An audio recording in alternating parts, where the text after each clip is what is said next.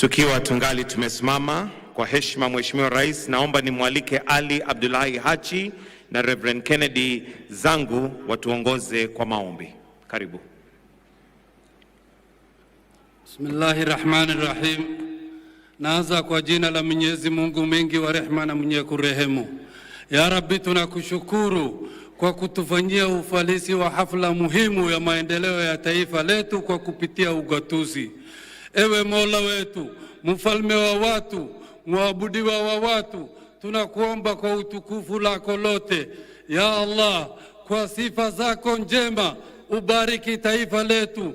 Ya Rabbi, utulinde wakati wote, utupe amani. Ya Rabbi, utupe salama, utupe mashikamano, umoja. Ya Rabbi, ulinde taifa letu, udumishe amani na maendeleo ya Allah. Ufanye nchi amani ambayo inayependeza ulimwengu ya Allah. Ya Rabbi, tunakuomba umjalie kiongozi wetu Mheshimiwa Dr. William Samoei Ruto, umpe hikma, ujuzi na ujasiri wakati hali ngumu na wakati hali iko sawa. Ya Rabbi, tunakuomba uwajalie viongozi wetu hikma na utabiti ili waudumikie taifa letu. Tunakushukuru kwa kutupa gavana chupavu. Ya Rabbi, ulinde gavana wetu na wasaidizi wake.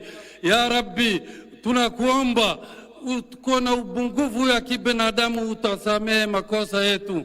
Ubariki taifa letu, ubariki viongozi wetu, utusamehe dhambi yetu. Allahumma salli ala Sayyidina Muhammad wa ala alihi wa ashabihi wa sallam. Amina ya Rabbal Alamin. We are praying. Lord, the county of Homa Bay that is hosting the Devolution of 2025, being the 9th one of the countries, in your hands. And Lord, we thank you for the blessings of devolution. And we, as we gather here, Lord, we pray that may your guidance guide us into doing justice and good to the devolution so that it benefits your people. The country rests into your hands, Lord. Now I pray, my Father, that may you protect the government under the President of Kenya, with Dr. William Samoei Ruto. How I pray, Lord, that may you walk with him in times of hardship and in times of good, and cover him like you promised that you will cover Jerusalem from heaven. Circle him with the heavenly fires and the heavenly protection, that in any other thing that is happening politically or socially, he will be safe from it. In your hands, Lord, we place the governor of the county of Homa Bay. May you walk with her as she tries to lift up Homa Bay to be at the top, O Lord. All the 46 governors are in your hands, Lord. In your hands are the deputy governors, both parliaments and the MCS, O Lord. Do us justice, because that is our humble prayer in Jesus' name. Kwa heshima naomba tuweze kuketi. Your Excellency Dr. William Samoei Ruto, President and Commander-in-Chief of the Kenya Defence Forces, the COG Chair Honorable Ahmed Abdullahi, also Governor of Wajir County, Speaker of the Senate Honorable Amason Kingi, the host Governor, Your Excellency Swanga, all governors present, Cabinet Secretaries present, Principal Secretaries present, Your Excellency Governors, Members of Parliament, CEO COG Ms. Mary Mwiti, private sector represented, sponsors and partners. Your Excellency, sir, at this point, allow me to invite Governor Sang, Governor for Nandi County, who is going to be running the program for us today. I would request that we welcome him with a warm clap. Tumkaribishe tafadhali kwa makofi, aje atuongoze kwa ratiba ya leo. Karibu, Governor. Thank you very much. Good. May I take this opportunity to welcome all of us to the 9th Devolution Conference being held here in Homa Bay. And I want to take this opportunity, Your Excellency, the President of the Republic of Kenya, Dr. William Samoei Ruto, all dignitaries present, all the delegates, karibuni sana. Devolution, hoye! Your Excellency, before we start this devolution conference, we always have, as by history, pre-devolution conference activities. Many of them were undertaken in the last 2-3 days. And Your Excellency, the climax of those pre-devolution conference activities were the sporting activities that we had yesterday. You will remember, Your Excellency, that in the last devolution, in the 8th devolution conference, we left the conference with a pending matter. You were under investigation for the role that you played in ensuring that the COG team lost miserably. We had, I think, a score of 12 goals against 2 or something. And part of our very good players were missing in the field when they were required to be there. And the investigation indicated that you played a role in holding them somewhere.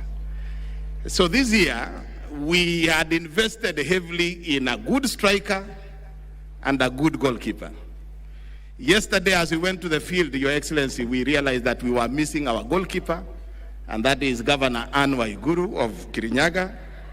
We were also missing our striker, that is the chairman of COG, Governor Abdullahi Ahmed, only to realize later that they were with you in another meeting.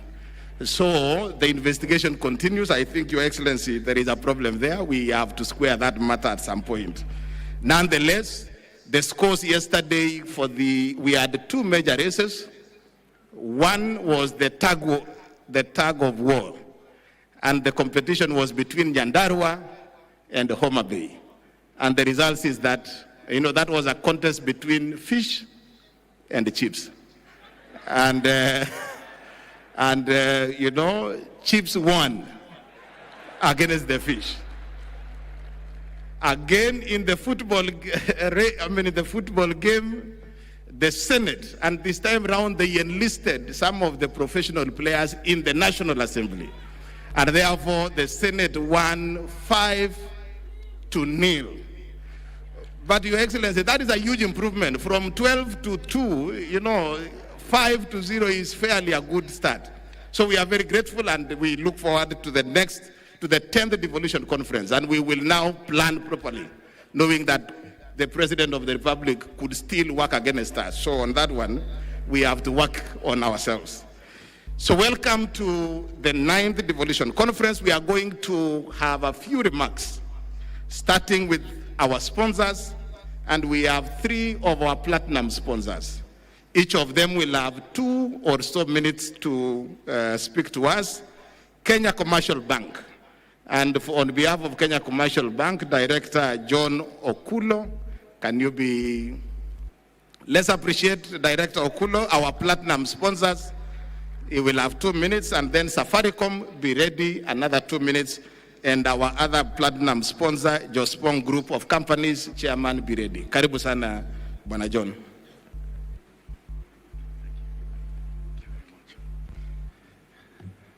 Your Excellency, Dr. William Samoei Ruto, President of the Republic of Kenya and Commander-in-Chief of the Defense Forces, please allow me to ride on the protocols already observed. Good morning to all the distinguished guests. I'm honored to join you today as we gather for the 2025 Devolution Conference here in this beautiful and vibrant Homa Bay County. But before I say a few words, I'd just like to pass very warm greetings from our group CEO, Mr. Paul Russo, who was unable to join us today due to an unavoidable official duty that had to take place in Nairobi this afternoon. He, however, extends his best wishes for a fruitful event. Your Excellency, for the last 12 years, devolution has proven that it's not just a constitutional chapter, but a vision brought to life through people-centered interventions that have brought governance closer to the people and given counties the power to shape their own economies and destinies. This year's conference theme, For People, for Prosperity, Devolution as a Catalyst for Equity, Inclusion and Social Justice, serves as a reflection of the progress we have made as a country and as a call to action for what still lies ahead. It speaks closely to KCB Group's purpose, for people, for better. Mr. President, at KCB, we recognized early that for devolution to succeed, counties needed a strong financial partner, one that could deliver capital and resources across the board, irrespective of an individual's social or economic standing. It is for this reason that we worked together with all the counties' leaderships to build strong, practical partnerships with all 47 counties by providing financial services not just to support the county operations, but also the people who live and work in those counties. We as KCB have financed MSMEs, youth starting off in business, female-led and made businesses, as well as ensured that sustainable financing is a priority accessible to all. Beyond banking, our social dividends of our investment arm, KCB Foundation, has been at the forefront in delivering the social dividend of devolution through the transformative youth empowerment program, Tujiajiri, Mifugo Nimali, and Linda Miti programs across the country. Just as an example, our Tujiajiri program, launched in 2016, has created more than 197,000 jobs and trained more than 40,000 youths who graduate annually with self-empowerment skills in agribusiness, automotive, construction, beauty, and other services, which allows them not only to employ themselves, but also to employ others. In conclusion, Your Excellency, as devolution enters its next decade, the opportunities for shared prosperity are even more evident and abundant.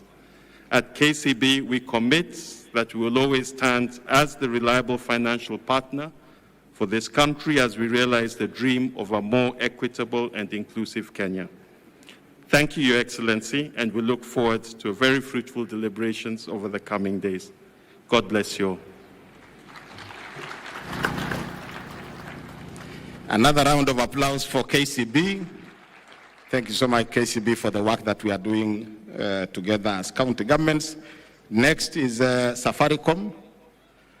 And Safaricom, the technical team, you support Safaricom with a small video. Where is the Safaricom team leader?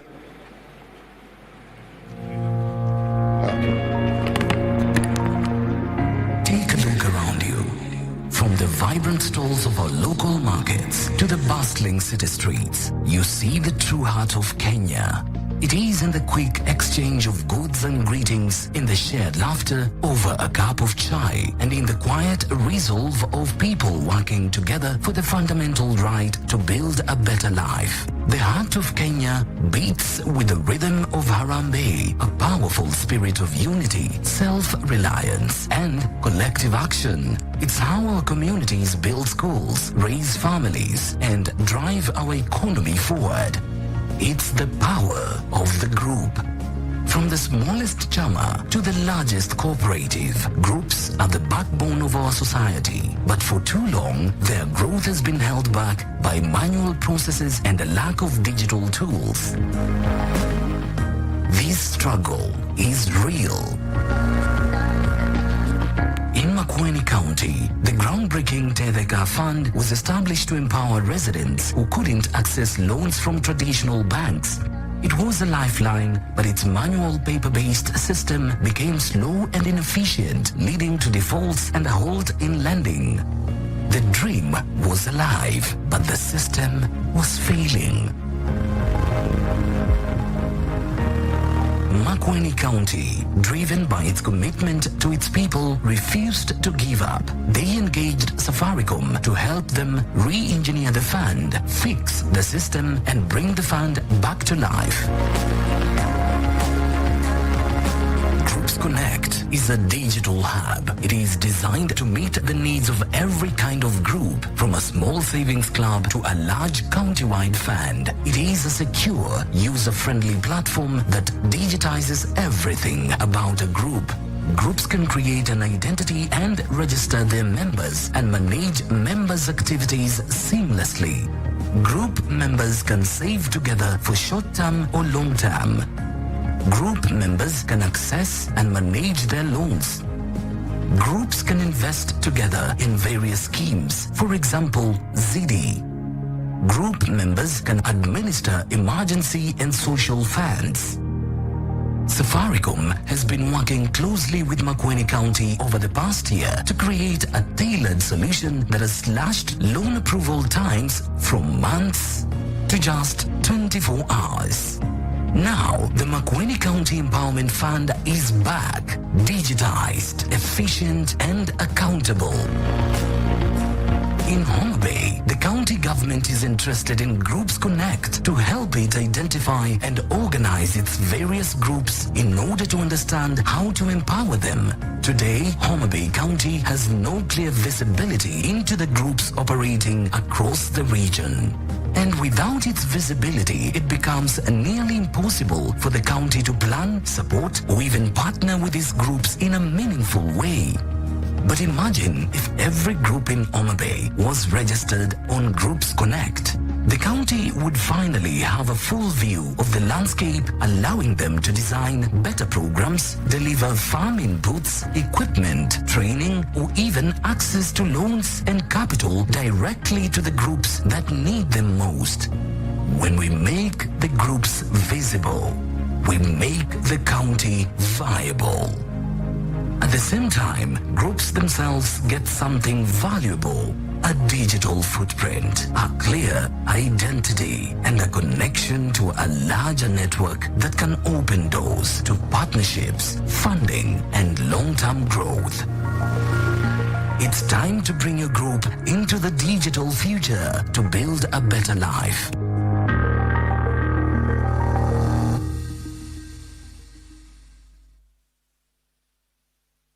Let's appreciate Safaricom, our platinum sponsor.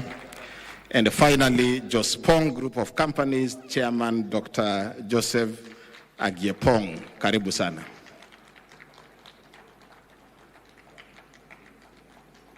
Karibu Bwana Chairman.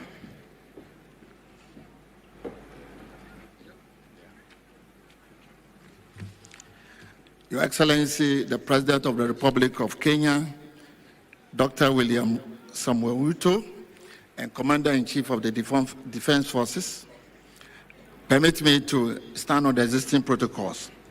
I bring you warm greetings from His Excellency John Dramani Mahama, President of the Republic of Ghana, and from the entire Jospong Group of Companies. In the spirit of friendship, we say, Hamo Jambo.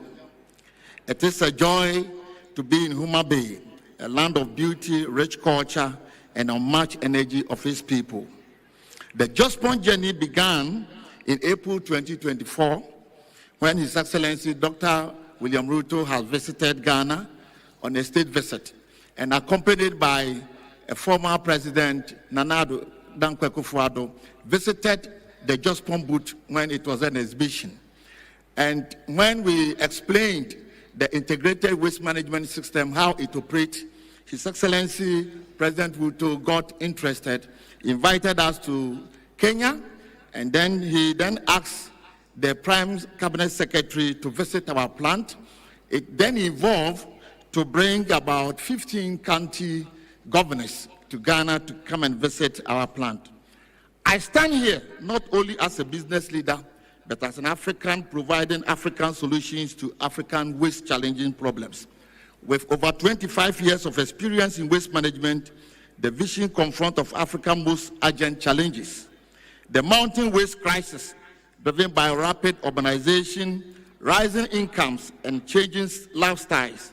In Ghana, we have built resilient African tailored waste treatment systems, tackling waste, creating dignified jobs, and delivering climate solutions, one plant at a time. Your Excellency, today in Ghana, we have about 36 plants transforming landscape of Kenya, transforming landscape of waste management. And I would think that Kenya also can harness this potential. Kenya, with a population of 57 million, generates 28,000 of waste daily. And we humbly want to plead that, Your Excellency, we will cluster these counties into regional clusters, and so that about 5 counties can use this integrated waste park. Your Excellency, it might interest you to know that about 52,000 jobs can be created in a year through this kind of treatment plant. 30,000 jobs will be created from the collection of the waste, transporting, and then sweeping. 21,000 jobs will be created by the integrated waste management plant, and 1,800 will be created through the green jobs, data collection, monitoring, and validation of the carbon market. This year's theme for the People for Prosperity, that's the Devolution 2025, is inclusion and social justice. It's more than a slogan. It is a call for action to put people at the center to ensure that progress is fair, inclusive, and transformative. The African is capable of managing his own affairs. The mission goes beyond business and is about turning African waste crisis into a driver of jobs, climate action, prosperity. Together, Ghana and Kenya can build and sustain with waste management resources in the countries. There's nothing like waste. It's a misplaced resource. Just place it up and then you'll be able to recycle it. Today, I am confident that the next DEFCON 2027 will be able to talk about evidence of plant installed in all the counties. Your Excellency, kindly humbly permit me to watch a 1-minute video of the glimpse of how the equipment operates. Asante sana. Thank you.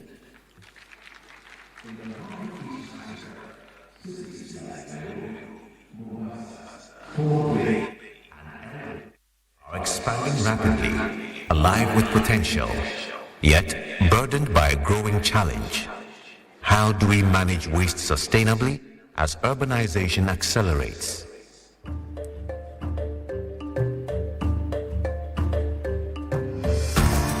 At the Jospong Group of companies, we have walked this path in Ghana.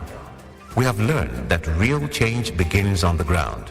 The trucks comes in there and then offload the waste onto the bay.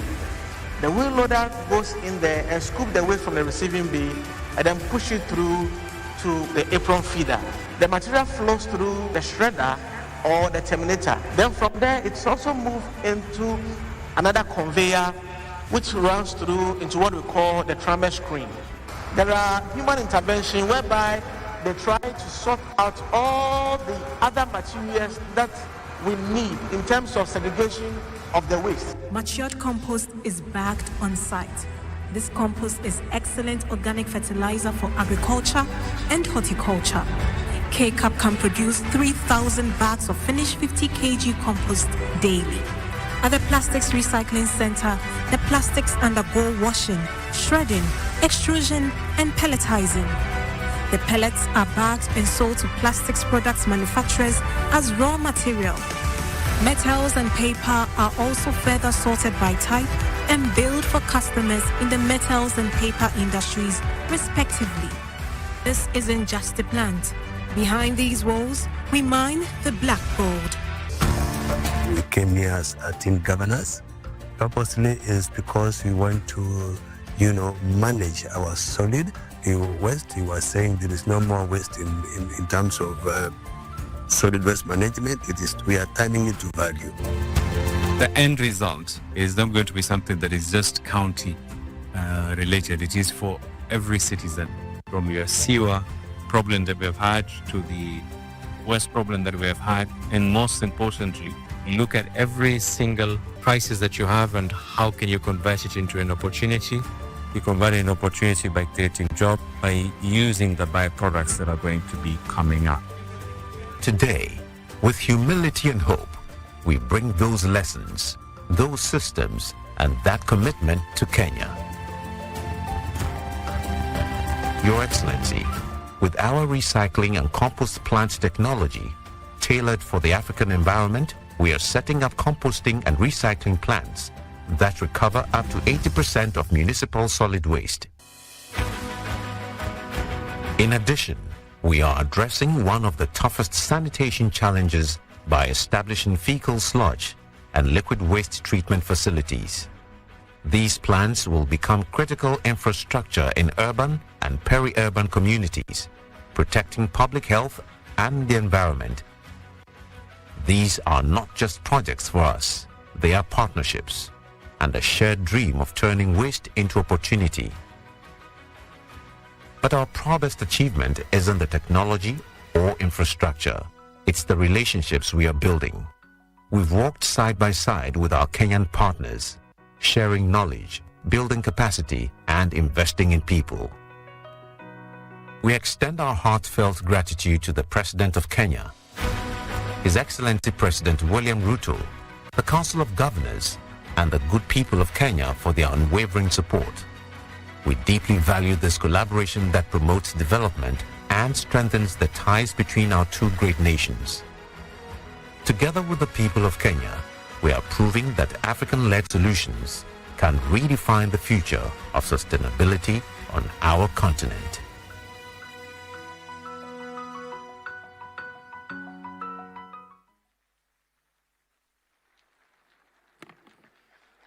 Thank you very much, Jospong, an African solution to an African problem. Thank you very much. Now let me invite Ambassador Sebastian Groth, the Ambassador of Federal Republic of Germany to Kenya, and who also sits in as the co-chairperson of the Devolution Donor Working Group. Karibu sana Balozi.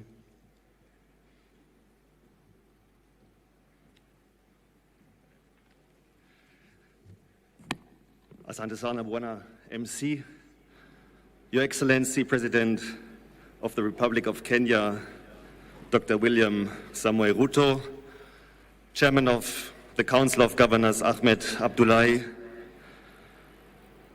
my dear friend Gladys, Governor of Homa Bay, who is hosting us today, all the other governors, members of the Kenyan government, I've seen Waziri Opio, and his colleagues, PS, members of parliament, my fellow diplomats, good morning and hamjambo. It's a great honor to join you at this year's Devolution Conference, and I would like to congratulate all the decision makers that chose Homa Bay for this year. I come often to this region, to Kisumu, to Migori, Siaya, and Homa Bay. And the more often I come, the more I love the region, the people, and also the food. Ahero rech, gikuon, gi osuga. And I sincerely thank you for the invitation to this important gathering and for the opportunity to engage with you. It is my deep belief that the counties, the governors, the MCAs, the local administrations, are the real champions of Kenya's devolved system of governance. And devolution truly has transformed Kenya in the last decade, bringing decision-making closer to communities and expanding opportunities for citizen engagement. From health to infrastructure to agriculture and climate resilience, the impact of devolution is tangible across the country. As development partners, we commend county governors and county assemblies for your leadership in advancing this transformative agenda. We also salute the Council of Governors and the State Department for Devolution, the Office of the Deputy President, for its vital role in fostering coordination among counties and the national government. The Devolution Conference is the central platform for recommitment to deepen and further develop devolution.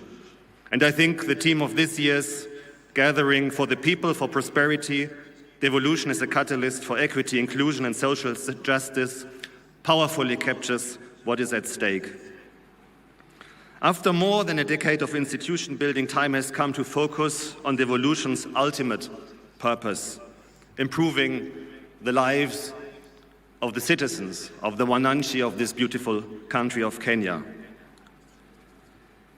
And we have seen in the last month and 1.5 years the importance of listening to the voices of these wananchis, especially the young people who are invested in the future of their country, and creating meaningful spaces for engagement and responsiveness, including and especially on the county level, remains essential to building trust and strengthening democratic governance.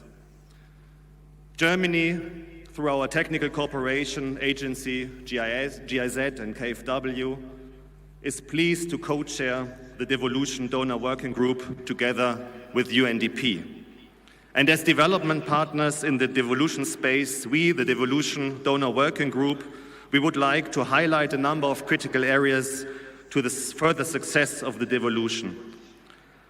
Firstly, as partners, we are convinced that the timely transfer of funds from the national to county governments is essential. Reliable resource flows are essential for counties to effectively deliver on their mandates and meet citizens' expectations. And I can tell you from the German experience that we know that this is not a very easy task. We have very rich regions like Bavaria and poorer ones in the northeast of the country. And every year there's a struggle for resources because in our constitution, we have an obligation to equilibrate the conditions of living in the whole country. But of course, you give from the one and take from the one and give it to the others is always a very complex discussion, and also on the level of the federal government to the 16 regions that we have in Germany. But still it is essential for federalism or for devolution and decentralization.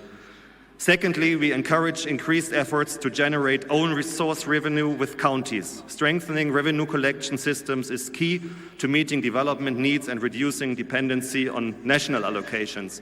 And during the tour of the booth, we have seen very impressive technological advances that make it easier for the counties also to tap into these resources. Thirdly, we emphasize the importance of strengthening public financial management, transparency and accountability.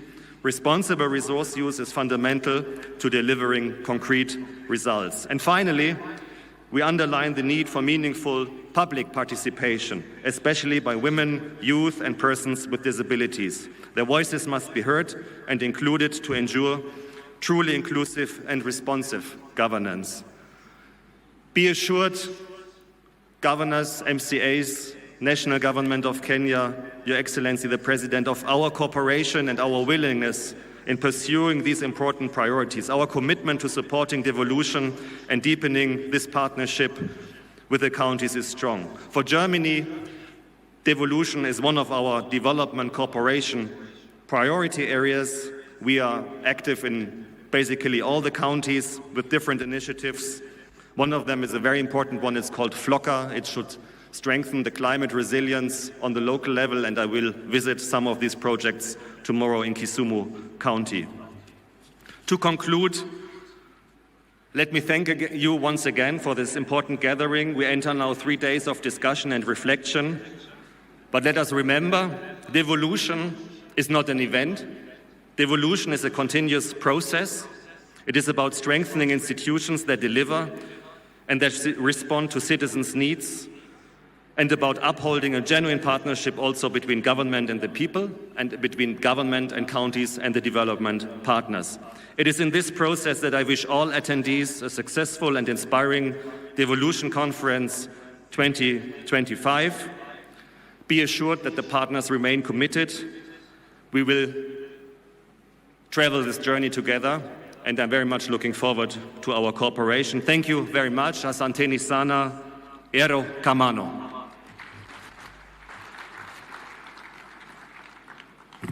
Thank you very much, Balozi. Another round of appreciation for Balozi.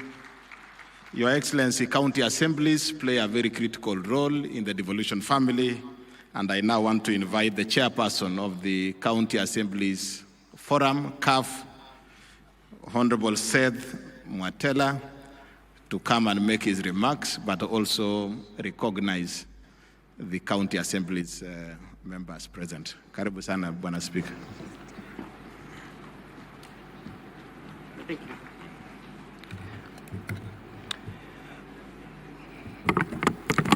Your Excellency, the President of the Republic of Kenya, distinguished leaders, fellow Kenyans, friends of devolution, on behalf of the County Assembly, allow me to begin by expressing our deepest gratitude to the Excellency, our President.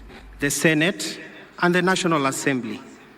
The recent passage, which is just today in the morning, of the County Public Finance Law Amendment Bill 2023, which we witnessed today in the morning, marks a historic turning point. This is a landmark legislation, Your Excellency, liberating the county assemblies from the executive dependency. It empowers us to fulfill our roles without fear or favor. Your Excellency, if I don't say this, the MCAs will discipline me. Your Excellency, this is a promise delivered, and we thank you. Your Excellency, the county assemblies are the heart of the soul of devolution. We are the most direct link between the government and the people. Our roles go beyond mere administration. They are fundamental to the success of devolution and the devolved governance. We are the ones who enact the law tailored to unique needs of our communities. And so far, it is important to note the county assemblies have enacted over 2,000 legislation since 2013. We have been providing oversight to ensure county executive is accountable and that the public funds are used wisely, and lastly, champion the interest of our constituents, ensuring their voice is heard and their concerns are addressed. Your Excellency, as we celebrate the devolution milestone, we must also acknowledge that there is more to be done to truly empower county assemblies and the people we serve. As County Assembly, we humbly request your support in the following critical areas. The first is the Ward Development Fund. The Ward Development Fund is the lowest unit in the development of our governance structure. The Constitution of Kenya is currently being amended to anchor CDF, NGAF, and the Senate. Oversight fund must be the oversight fund, but unfortunately, the Ward Development Fund was left out. We therefore request your support, together with the Senate and the National Assembly, to support so that we can secure the Ward Development Fund in the same amendment bill to ensure similar treatment is also accorded to the MCAs, just as the national legislators. This is not about us. It is not about us. It is about giving the MCAs the tool to address the development needs at the ward level, ensuring that no community is left behind at the corners of this country. Your Honor, Our Excellency, the second is the pension for the MCAs.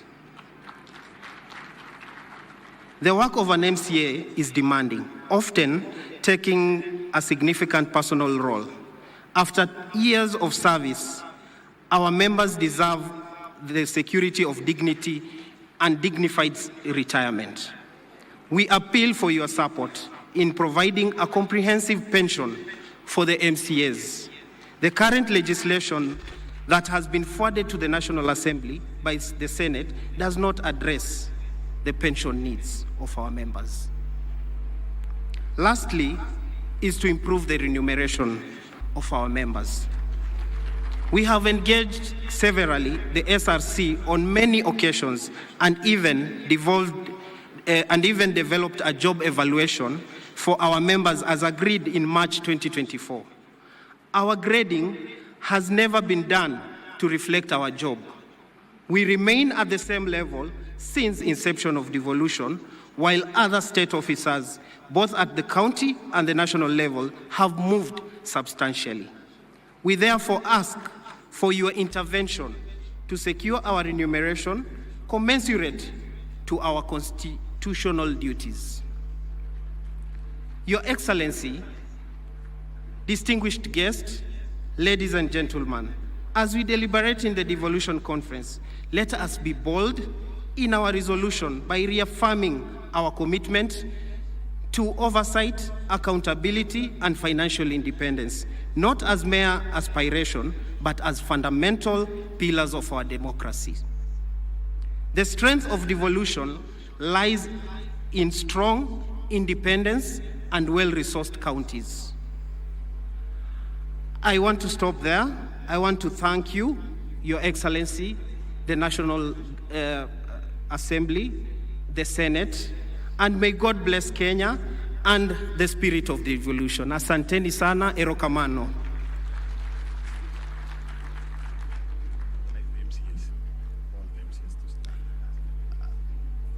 Honorable members, I want to recognize all the honorable members from all the county assemblies.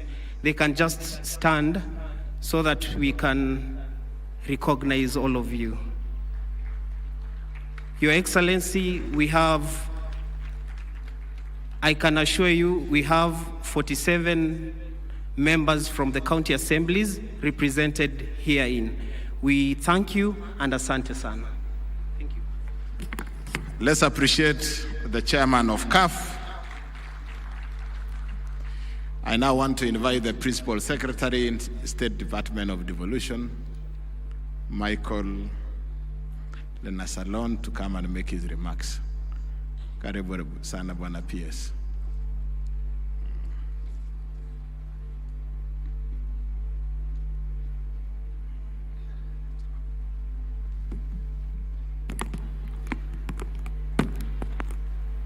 Your Excellency, the President of Kenya, Dr. William Samoei Ruto, CGH, Honorable Governors, Cabinet Secretaries, Principal Secretaries, Senators and Members of Parliament, Speakers and Members of County Assemblies, Development Partners, distinguished delegates, ladies and gentlemen, good afternoon. Jodurua Masou, Umor, I'm honored to join you in Homa Bay, the county of endless potential, for the 9th Devolution Conference and the 2nd biennial conference, united under the powerful theme for the people, for prosperity, devolution as a catalyst for equity, inclusion, and social justice. This year's theme resonates with the objects of devolution, which are fundamental ideas on which our devolved system of governance is anchored. Devolution is about equity, inclusion, and social justice. It is about ensuring that no Kenyan is left behind regardless of their geographic location, gender, ethnicity, disability, status, or socio-economic background. Since inception, devolution has transformed our governance landscape. It has brought public services closer to the people, accelerated development at the grassroots level, especially for initially marginalized communities, and provided opportunities for participatory governance.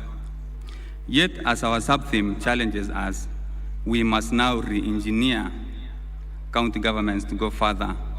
That means to innovate, collaborate, and dismantle the stubborn socio-economic divide that persists. This way, the potential of county governments shall be fully harnessed. Ladies and gentlemen, the State Department for Devolution remains committed to supporting the effective implementation of devolution by empowering county governments to deliver services optimally. One of the key initiatives that the State Department is currently implementing is the 2nd Kenya Devolution Support Program. The program supports counties to improve service delivery, resource management, and institutional accountability. KDSP2 will help boost Kenya's fiscal sustainability by supporting mechanisms for enhancing county-owned source revenue management and improving public expenditure transparency and effectiveness. Additionally, the program is supporting the automation of various manual or government processes, including the automation of exchequer releases, revenue collection, and payroll management. The resultant systems such as human resource information system and digital revenue platforms will improve credibility and accountability of government processes and services. The manual processes have historically caused inefficiencies, translating to mismanagement of resources. KDSP2 will establish a performance management culture in counties. This will be supported through an integrated performance management framework and system standardization performance in government. Counties will be incentivized to undertake monitoring of performance contracts and cascading of the performance contracts to the lowest level. To strengthen participation of citizens in governance, the program aims to support the quality of citizen participation and feedback mechanism on service delivery, thereby improving the quality of life for the people of Kenya.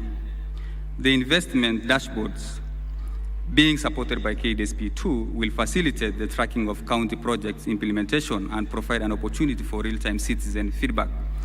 Another key initiative by the State Department for Devolution is the Strengthening Good Governance in Kenya program.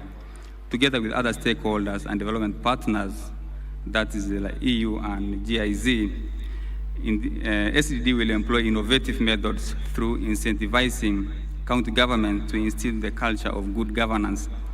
Central to good governance is performance management, which must be rooted in credible evidence that guides county planning, priority setting, and decision making. Through this program, standards and norms that are critical to harmonization of service delivery across the devolved units will be established.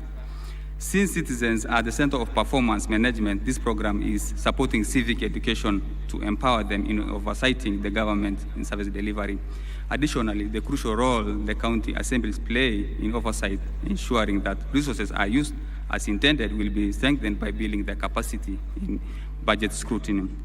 Ladies and gentlemen, the full potential of devolution calls for reimagining and rethinking governance through opportunities that are available all there with the advancement of technology. Firstly, I will list some of them: embedding performance culture, institutionalizing performance management across county operations, and linking budget execution directly to service delivery outcomes.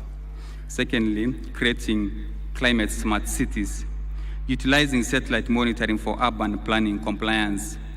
Your Excellency, the human resource alone is not enough, so we need also to leverage on technology, and also transforming waste management systems into circular economies, as already outlined by previous speakers. Scaling wetland and river restoration, like the model, Nairobi River model, which is on track and very effective. Your Excellency, the rule book for cities should also be re-engineered, because with a big rule book, then, for example, the Nairobi Rivers, the vision and the citizen involvement and the action is just what's needed, not the, so the governance needs also to be re-engineered for the county cities. Advancing agricultural innovation. 3, establishing county-based food production systems, ecosystems, and implementing spatial planning for sustainable land use. 4, democratizing healthcare access, deploying AI and Internet of Things diagnostics at lower level hospitals, and leveraging drone logistics for medical supply chains, as we have seen in Homa Bay. Realizing this collective vision requires creating frameworks for county innovation funds, facilitating public-private co-creation platforms, and strengthening citizen engagement through open governance tools. This conversation continues with the enhancing coordination of national devolution programs, peer learning, and multi-stakeholder technical support frameworks for the people, for prosperity, and for collective future. Asanteni sana na Mungu abariki. Asante sana, tumpigie makofi Bwana PS. I now want to take this opportunity to invite the host senator, Senator Moses Kajwang, to come and make his remarks. Karibu, Bwana Senator.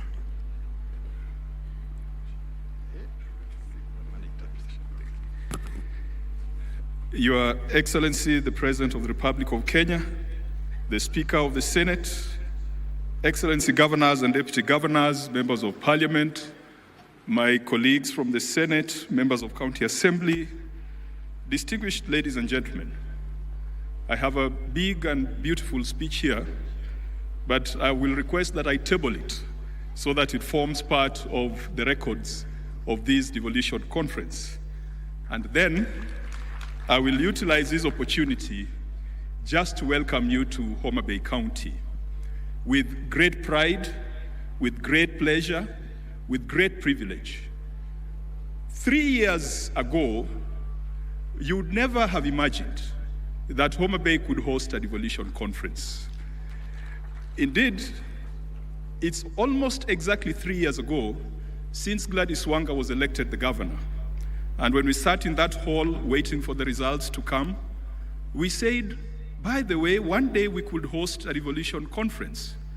And I thought it would happen in her 2-term, not in her 1-term.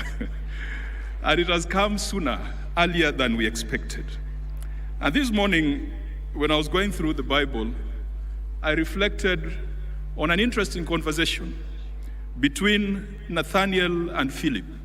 It is in the book of John. Philip tells Nathaniel that a good thing has happened in Nazareth.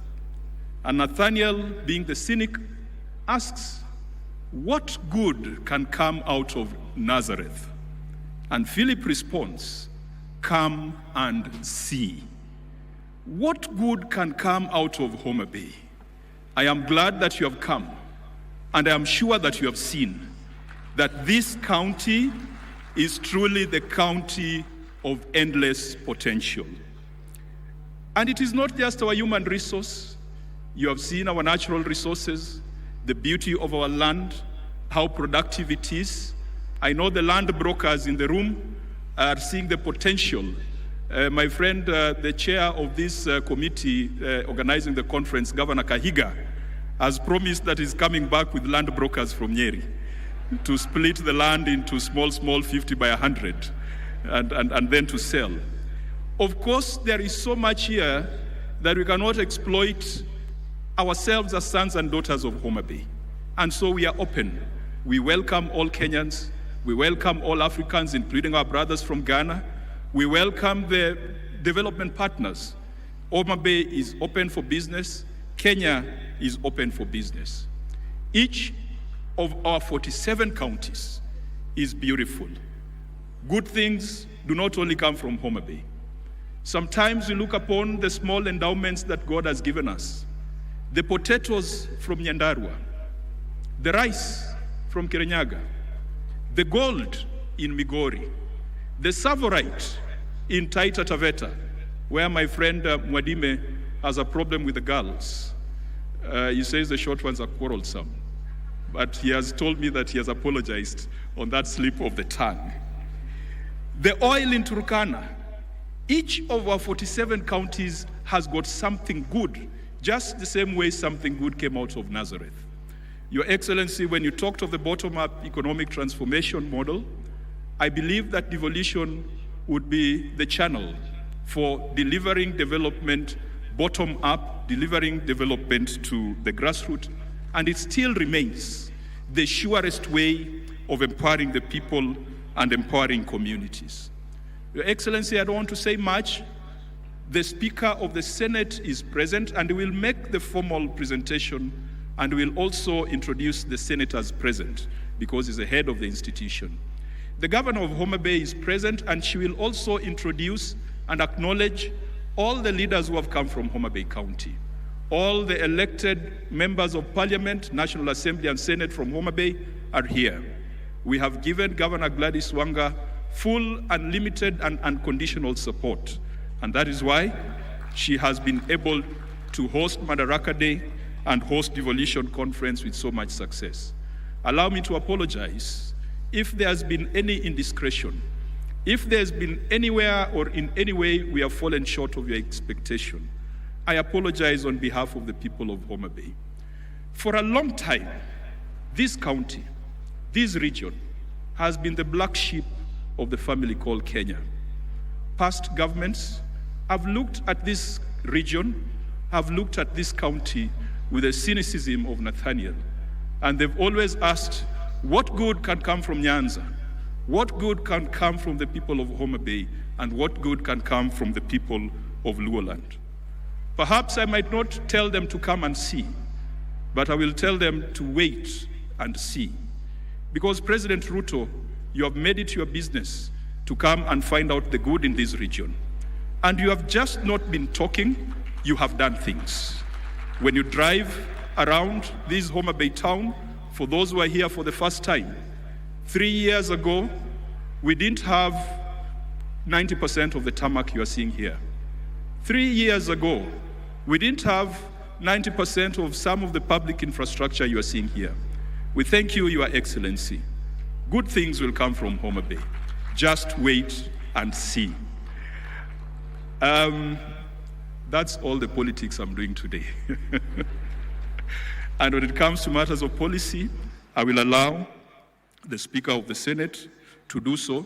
But Your Excellency, just allow me, because the Devolution Donor Working Group have spoken, I thought they would talk about how fast we process some of the instruments that are required to draw on donor support. I want to commit and I want to promise the Devolution Donor Working Group that we have had a conversation as a Senate, and we had that conversation with CS Mbadi last week, that we must find a more efficient way of processing conditional and unconditional grants so that counties can draw on them in a timeous manner. Your Excellency, I'm glad that in this financial year, we never fought over DORA. DORA was assented to on the 30th of June. Perhaps that's a record, because in the first year of DORA, we even had to go to court. This gentleman here called Sang is the one who led us to court, and it was very contentious.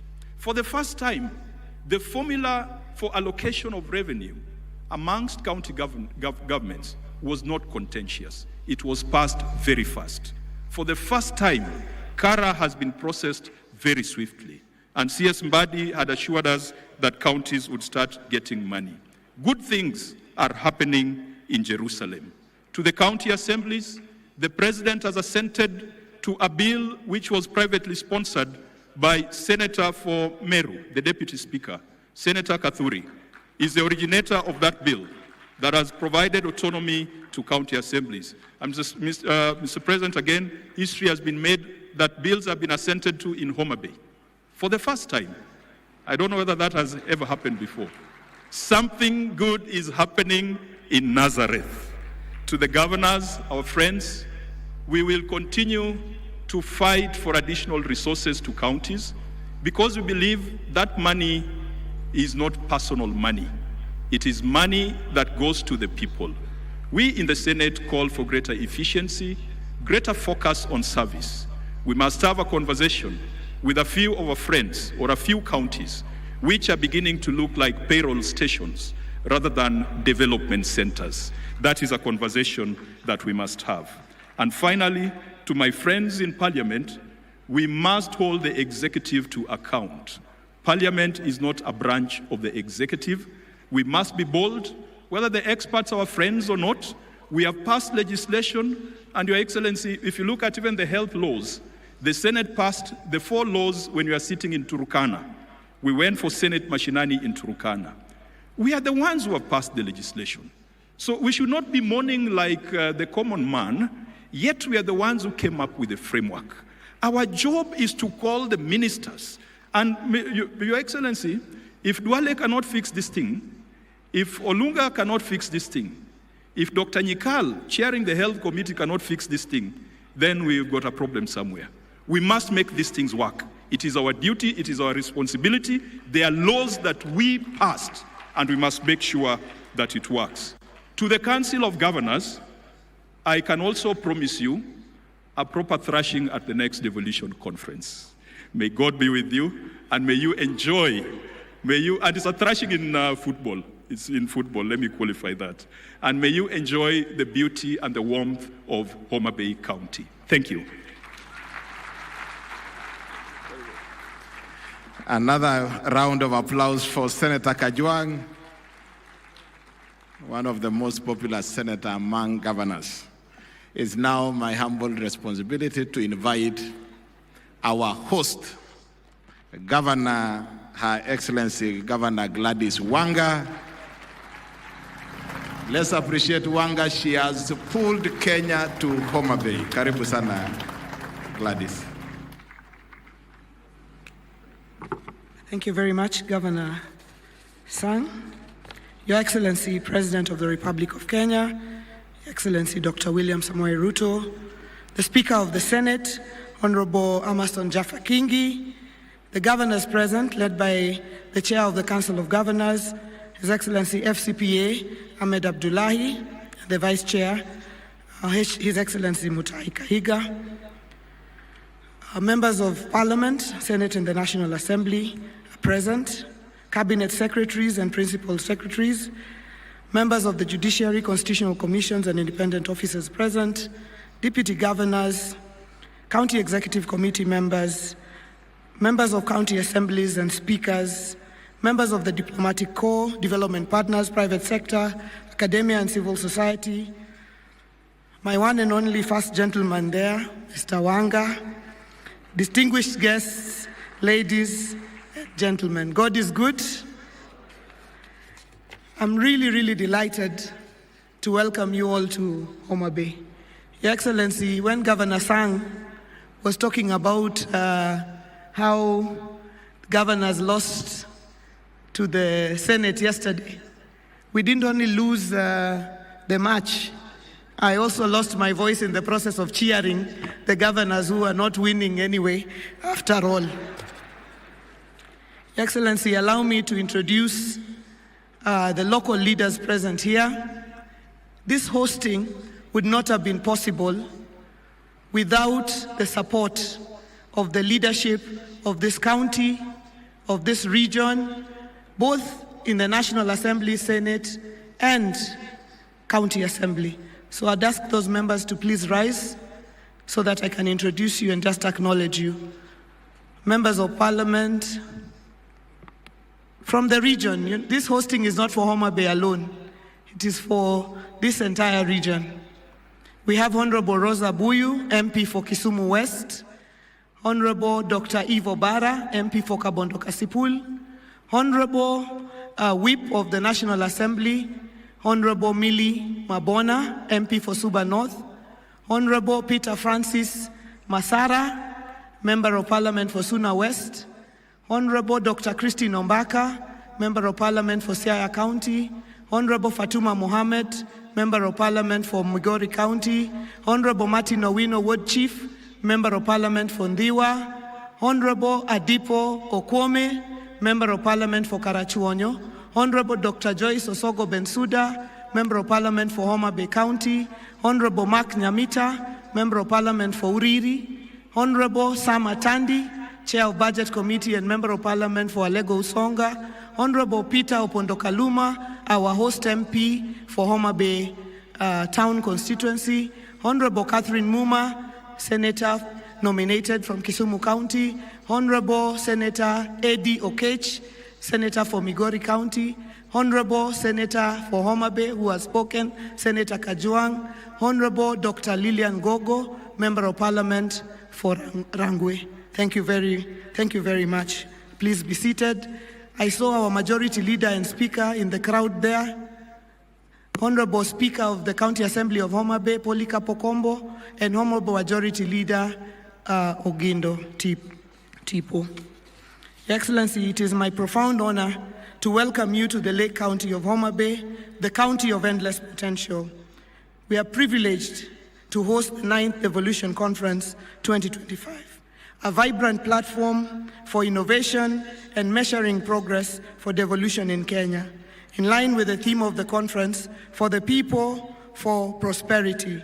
We sincerely thank the Council of Governors, my colleague governors, for the opportunity to host DevCon 2025. It was not an easy decision, but we thank you for believing in Homa Bay, despite the fact that we might have been considered one of the counties that may be too small to host. We thank you for the vote of confidence.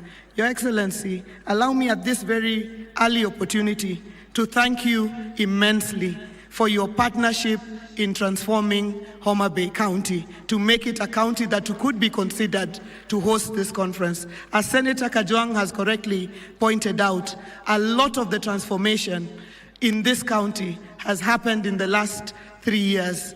Your Excellency, when you first visited Homa Bay on an official development tour on 16th of January 2023, 3/4 of the development that we are seeing in Homa Bay County was not here.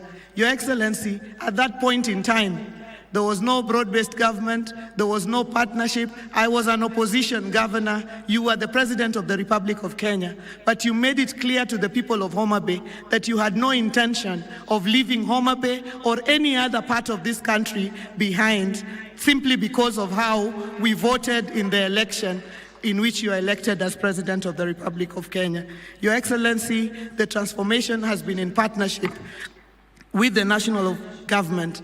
Your Excellency, today as we drove to the county headquarters and we were coming back, I could see 2 lines of vehicles on one side and 2 lines of vehicles on the other side. The dueling of the main highway in this Homa Bay town, which would have not have been something we would have dreamt about, Your Excellency, because of your support. Whether it's the lakefront, where I invite all delegates to go and have a sumptuous meal of fish, the transformation at that lakefront has been because of the partnership that we have had together. Your Excellency, all the roads and infrastructure that we see in this town and beyond. Thank you, Your Excellency, for your partnership. And I'd like to say to all the delegates here, karibuni sana Homa Bay, arwako hu Homa Bay County. Your Excellency, in reflecting on our journey, 15 years ago, devolution was enshrined in the Constitution 2010 as a transformative force to bring development and services closer to Kenyans. If devolution were a person, it would be a spirited teenager, vibrant, curious, and occasionally challenging. The impact of devolution is undeniable, with stories of progress written across our 47 counties.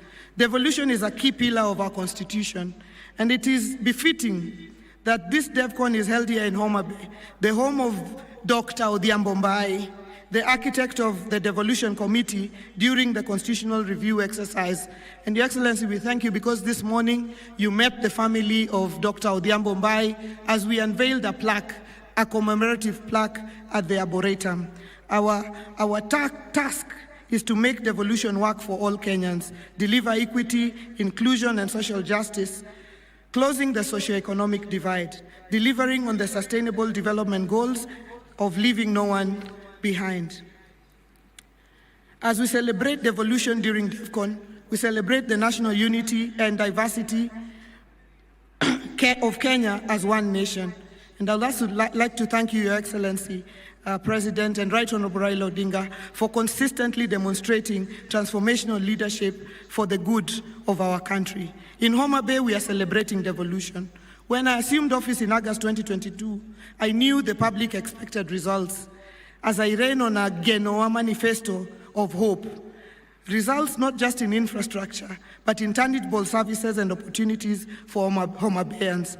Our pro-people, ward-based programs have touched many households. Your Excellency, this morning as you visited our stand, at the Homa Bay stand, you saw that we were celebrating 96 days, straight days of no single mother lost in Homa Bay due to maternal mortality. Your Excellency, this is due to the intensive programs that we have invested together with your government in community health promoters, coming all the way to a robust SHA program, Your Excellency, and an MPDSR program, a weekly review program of any mother that dies in any facility. Your Excellency, every Tuesday morning, and this program was borrowed from Uganda through a partnership with the Council of Governors, every Tuesday morning we have a meeting where any mother lost is discussed. It has to be explained why that mother was lost, how she was lost, and doctors and the healthcare workers review among themselves and help themselves. And I'm really, really proud that the 96th day has reached without us losing a single mother, because one life lost is one too many. Your Excellency, we have used our on-source revenue that we grew by over 700% to about 859 million in the financial year 2022-2023, and over 1 billion in 2023-2024, and a high of 1.7 billion in 2024-2025, to fund critical services. We are constructing a 5-story accident and emergency block at the Level 5 hospital at the Homa Bay County Teaching and Referral Hospital, set to be operational by year end, reducing referral times and improving trauma care. We are addressing infant and maternal mortality, as I've mentioned, and combating the triple threat of GBV, HIV, and teenage pregnancies. Your Excellency, you recently signed, Your Excellency, devolved funds are insufficient to realize our county visions. So we seek deeper collaborations in agriculture and trade to position Homa Bay as a global player. The Riwa City Special Economic Zone, our flagship agro-processing zone that hosts the county aggregation and industrial park, promises 14,150 direct jobs and 90,000 indirect opportunities to our local communities. We urge for prioritization, Your Excellency, of the horizontal infrastructure at the Special Economic Zone. Our key value chains, Your Excellency, in Homa Bay include fish, cotton, edible oils, sunflower, millet, sugar, sweet potatoes, pineapples, and livestock and groundnuts. We are pushing our value chains up, and we have seen the growth of production in leaps and bounds in the last 2 years. Your Excellency, you recently signed the Economic Partnership Agreement for Trade with the European Union. With KIPES and improved productivity of the agricultural value chains, we can enhance the trade volumes. Kenya is trading far lower volumes compared to countries like South Africa. The answer lies in 50-50 sharing of the agriculture funds. The national government charged with policy making should take 50%, leaving 50% to counties to revolutionize agriculture for food security, agro-processing, trade, job creation, and enhancing farmers' incomes, thus fighting poverty. Your Excellency, we need to worry about powering investments and industries like the Riwa Special Economic Zone. The nuclear power project to be implemented in Siaya will be a game changer for the entire region and country. It is expected to supply reliable, affordable, and sustainable power for economic growth. We support the nuclear power project's full implementation for the future of the whole region. Nuclear power will support our agro-processing agenda, powering investments and industries that we need for job creation. Your Excellency, distinguished guests, Homa Bay is a model of devolution's potential. Let me share on 3 critical success factors for our county. One is the unity of purpose for the county leadership. You heard the Senator say that we all work together as a team to move our county forward. Second is support of the County Assembly. And third is the secret of partnerships, from the national government to development partners, to the private sector, to the civil society. We are a county of partnerships, and we thank all our partners, many of them present here today. The story of Homa Bay is the story of devolution. A little-known county, Mwisho wa Lami, is hosting DevCon. This is the story of each of our 47 counties, and this is the story that we want for Kenya as we engage in the next few days of the conference. My apologies, Your Excellency, and have to punish the governors who are not playing too well and made me cheer too hard.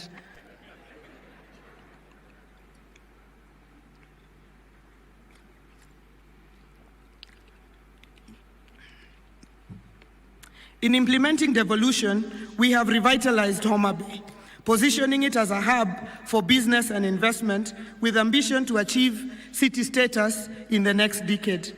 Our lakefront development, including upgrading of the Homa Bay Pier, supported by the national government, is drawing visitors to the Bay of Endless Potential.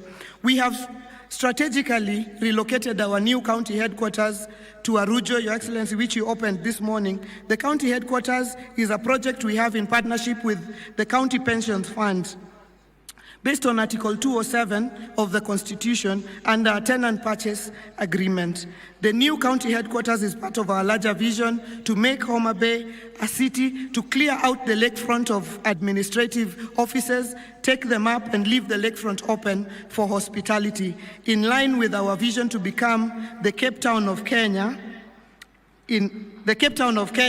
within the decade. Your Excellency, in closing, in the spirit of inclusion, as part of our pre-conference events, we had a very, very strong and candid youth baraza with our youth that were supported from all across the country by Shofco and Shofco who are present here today. Your Excellency, they have generated points of a memorandum and a communique, which I am sure at the appropriate time they will hand over to the appropriate place, Your Excellency. I thank Shofco for ensuring that we have brought our youth on board, and we also did launch our youth policy yesterday, Your Excellency. Your Excellency, as the home of Gor Mahia, I would like to take this opportunity to congratulate Harambee Stars for their impressive performance so far in the matches, Your Excellency. And I'd like to thank you for motivating them and supporting them. We all wish we were players, because in the next couple of weeks we would all have been great millionaires. But Your Excellency, we congratulate Harambee Stars and we thank you for nurturing sport in the country. Let me take this opportunity to once again welcome you all to Homa Bay. Please do enjoy yourselves. Don't restrict yourself to the conference venue alone. We have the Paya there, we have the islands of Rusinga, we have the Love Island of Takawiri for those who came with their better halves. We have the Ruma National Park, we have Simbi Nyaima, the Crater Lake, we have the Bala Hot Springs. There will be people to direct you to enjoy your experience in Homa Bay. Thank you very much, and God bless you.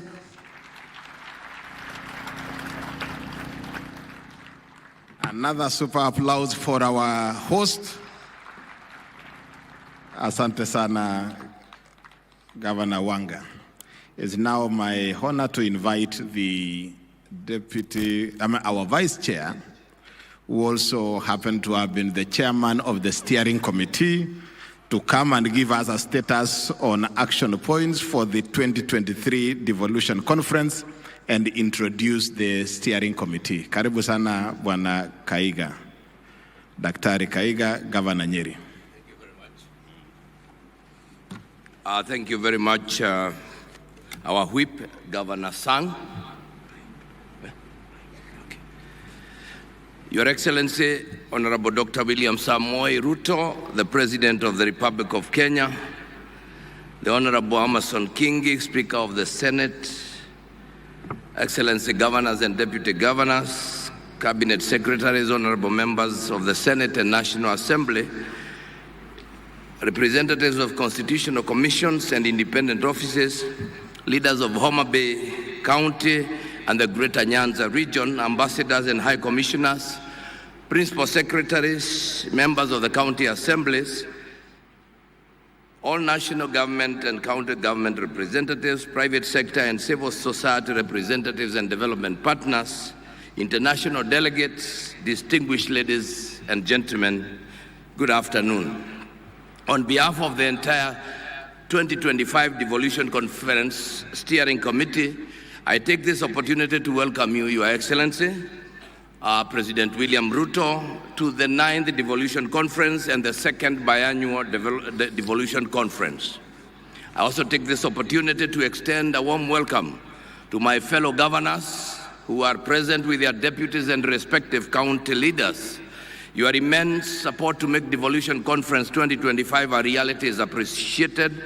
To all the national executive representatives attending this conference, your presence in Homa Bay County is proof that Kenya's devolved system of governance is rooted in consultation, cooperation, collaboration, and coordination. I know that the legislature at both levels of government is represented here too. Your voices in the anticipated discussions will be crucial, since for us to entrench equity, inclusion, and social justice, the public purse must be distributed to the lowest levels and reach the most vulnerable of populations. Your Excellency, this year, the participation of the civil society organizations has been much more than previous conferences. This was deliberate so that this event can begin to be more inclusive. I am confident that this year many diverse voices will be heard and that our communique will capture varied resolutions and bring more institutions at the implementation table. At this time, allow me, Your Excellency, to recognize the team that led the preparations of this year's conference. Kindly, when I mention your name, wherever you are, just stand, and I will ask the auditorium to clap for you. The esteemed steering committee was chaired by myself, and its membership comprised of Governor Gladys Wanga, Senator Catherine Muma, thank you, Senator Beatrice Ogola, the Principal Secretary, Mr. Michael Enasalon, the Honorable Chege Mwaura, Secretary General of the County Assemblies Forum, Ms. Gloria Wawera, Chief Executive Officer of the National Council, Youth Council, and Mr. Tom Were of ACT. Allow me to also recognize the Chair of the Planning Committee, Ms. Mary Moiti, the CEO of COG, and I convey immense gratitude to all the institutions who participated in preparations. Asanteni sana, and like they say here, erokamano. Your Excellency, it will be wrong of me if I don't mention that the conference was planned, executed fully by our indomitable staff at the Council of Governors, and I appreciate all of them. Distinguished ladies and gentlemen, it is my privilege to deliver this progress report on behalf of the Council of Governors regarding the implementation of the communique adopted at the first biannual devolution conference held between the 15th to the 19th August 2023 in Uasin Gishu County under the theme 10 years of devolution, the present and the future. I will highlight just key milestones in implementation of the 2023 resolutions. First is the coordination in project and program implementation. Your Excellency, the Office of the Deputy President is working with ministries, departments, and agencies to synchronize the interventions of different government entities to eliminate duplicity and enhance efficiency. The Presidential Economic Transformation Secretariat, the PETS, has undertaken a comprehensive review of projects across all sectors to align them with national priorities. The synchronization and identification of these projects to the ward level has greatly eased silos and enhanced coordination. Automation and digitalization of services was the second one, and county governments have automated services in different sectors. Murang'a, Kisumu, Makueni, and counties have fully automated their services, while other counties have partially done it. The e-Citizen has brought together over 16,000 government services, and this comprehensive digital platform integrates services from more than 100 ministries, counties, departments, and agencies, streamlining access for citizens and residents across Kenya. The third one was own source revenue. Counties collected Kenya shillings 58.95 billion in the financial year 2023-24, which is 72.5% of their target, marking the highest revenue performance in 11 years. 10 counties surpassed their OSR targets in financial year 2023-24. All the 47 counties are currently automating their revenue systems to enhance transparency and zero leakages in revenue collection. On number 5, which is transfer of county functions, the unbundled functions were gazetted under Gazette Notice number 219, dated 16th December 2024. What remains pending is the costing process, which will pave way for adequate resourcing of county functions. On legislation of land and bridging the gender gap in land ownership, the National Land Information System, dubbed Adi Sasa, was successfully rolled out in Nairobi County, Mombasa Island, and Mombasa County, and some parts of Murang'a County. County governments have also established land information management systems like Kajiado, Makueni, and Murang'a counties.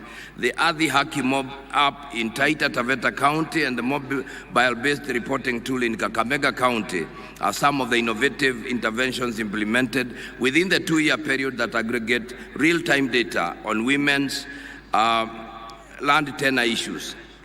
Kakamega, Busia, Nairobi, and Mombasa counties, in partnership with Athi kwa Kina Mama, AKMA project led by We Effect, implemented a project aimed at increasing women's access to land rights by establishing safe spaces for grassroots land rights defenders within the reporting period.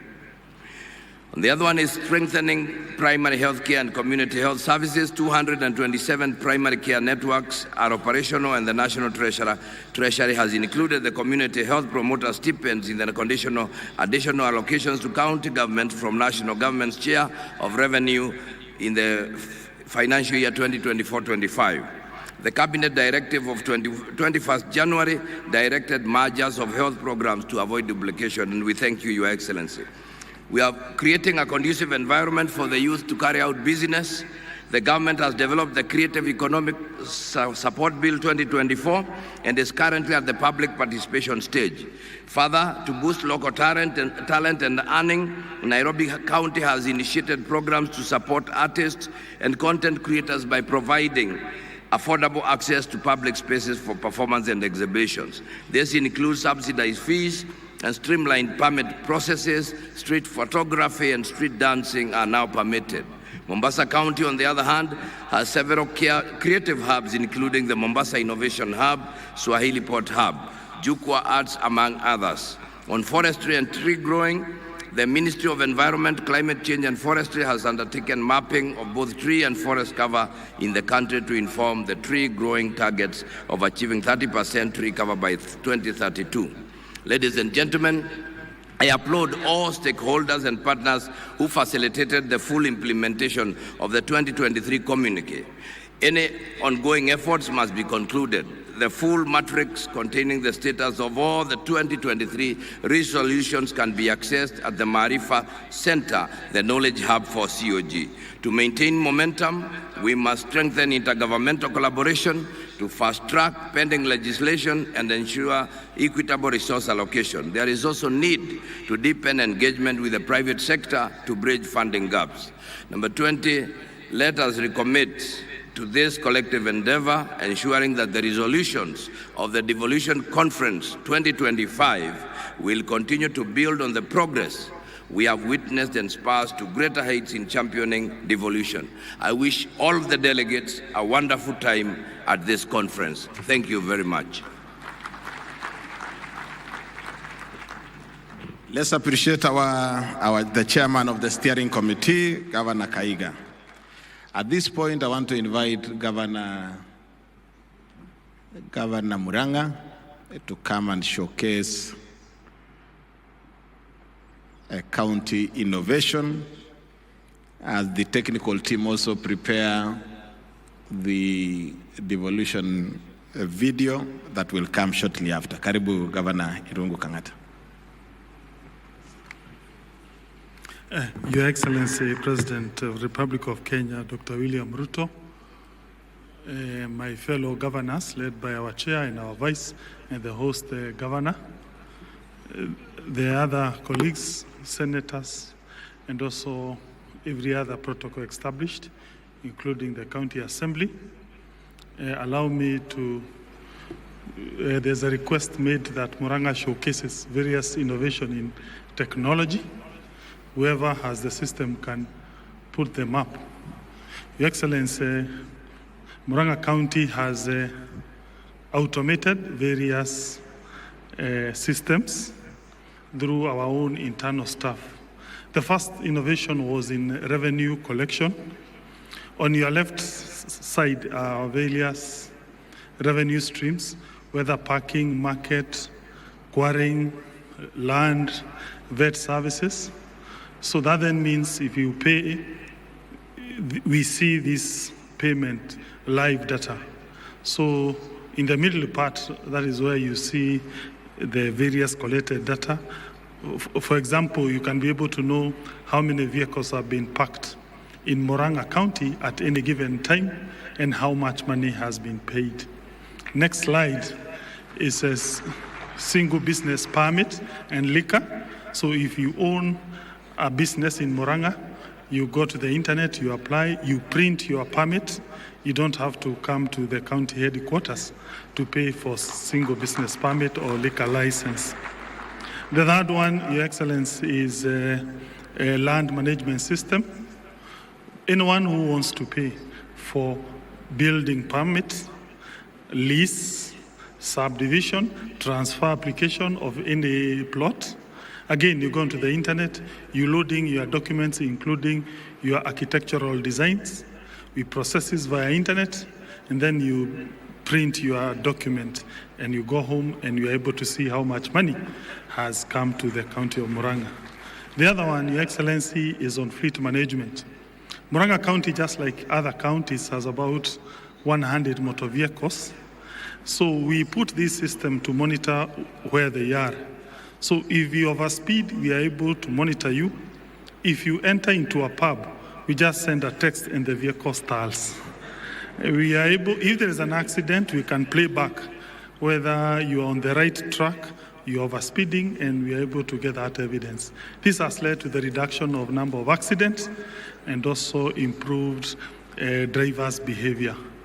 The other one is Inua Mkulima. Your Excellency, this one was made in partnership with Cooperative Bank of Kenya, where we give our farmers, those who are in milk and mango, subsidy money, so that when they go to a pre-qualified shop, they are able to redeem certain farm inputs.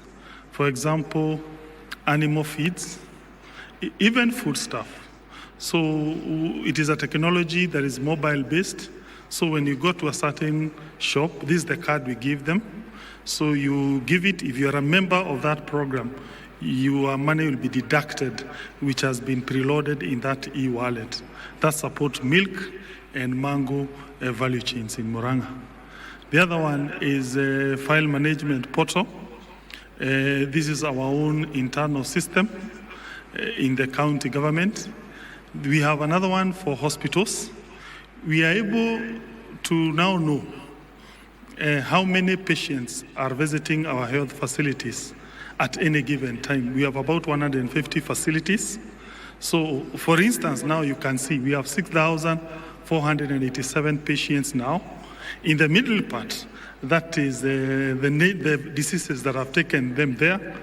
At the end, the money they have paid us today, whether by M-Pesa or SHA claims. This system was made together with the Ministry of Health, and I thank my friend Mr. Jared because he's currently in all 157 medical facilities. Allow me to end there because there are many, but just to give what are the downside of the problems we encounter. Number one is unstable internet. We hope that our service provider will be able to stabilize internet. Secondly is unstable power. We have been compelled to now solarize our health facilities so that when we have a problem in the national grid, our systems continue functioning. Thank you.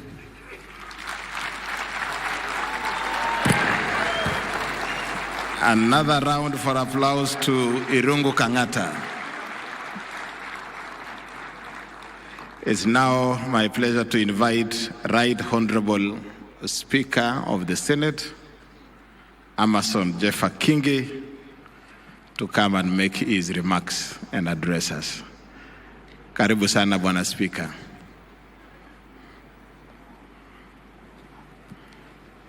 And he will also have the opportunity to introduce the members of Parliament, both Senate and the National Assembly present. Karibu sana. Your Excellency, the President of the Republic of Kenya, Dr. William Samoei Ruto, in the interest of time, allow me to adopt the protocols already established by the speakers who spoke before me. Your Excellency, before I make my brief remarks, allow me to introduce the team from the Senate, and I hope my eyesight won't fail me. We'll start with the Deputy Speaker and Senator for Meru County, the Honorable Senator Kathuri Murungi, the host Senator, Senator Kajwang Moses Otieno, the Senator for Nandi, Senator Samson Cherangei Kiprotich, Senator Dr. Boni Khalwale, Senator for Kakamega, Senator Faki Munyehaji, Senator for Mombasa, Senator Eddie Okech for Migori, Senator Catherine Muma Muyeka, Senator Maureen Tabitha Mutinda, Senator Hamida Ali Kibwana, Senator Julius Murgo, Senator Montate Batuli Betty, Senator Kisang, Senator Esther Anyeni Okenyuri, Senator Beth Siengo Kalunda, Senator Jackson Mandago, Senator Danson Buya Mungatana of Tana River, Senator Abbas Sheikh Mohammed, Senator Mbugua. Those are the senators who are with us here today. Further, Your Excellency, before I make my short remarks, I have been given a request that I should place before you, in keeping with your generosity, Your Excellency, that has been witnessed by Kenyans for the past couple of weeks, where you extended some appreciation to the national team, Harambee Stars, for every match that they win. The Senate team, having beaten the governors,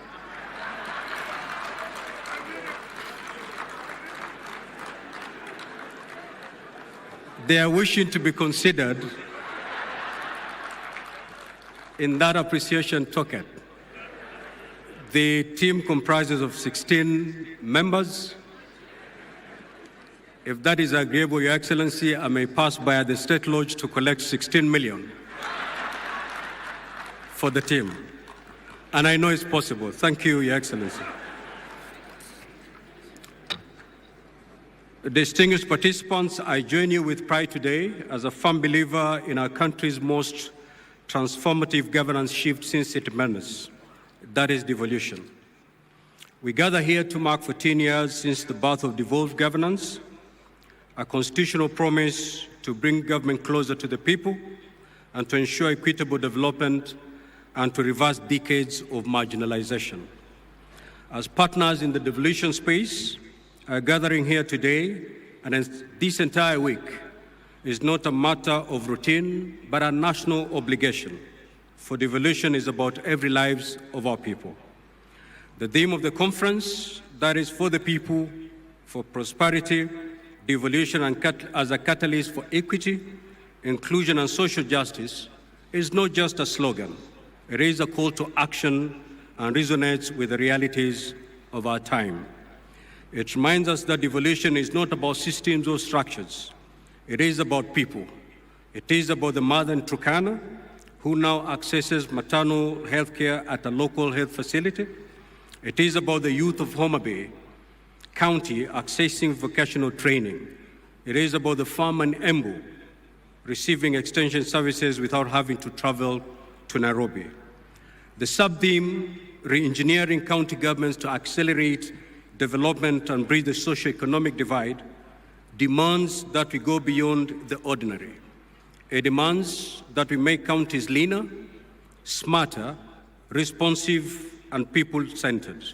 It is a call to disrupt mediocrity, embrace technology, promote innovation, and be accountable stewards of the public trust.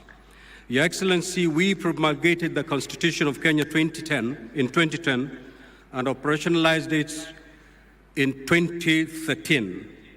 We reimagined a Kenya where no county, no village, no Kenyan will be left behind.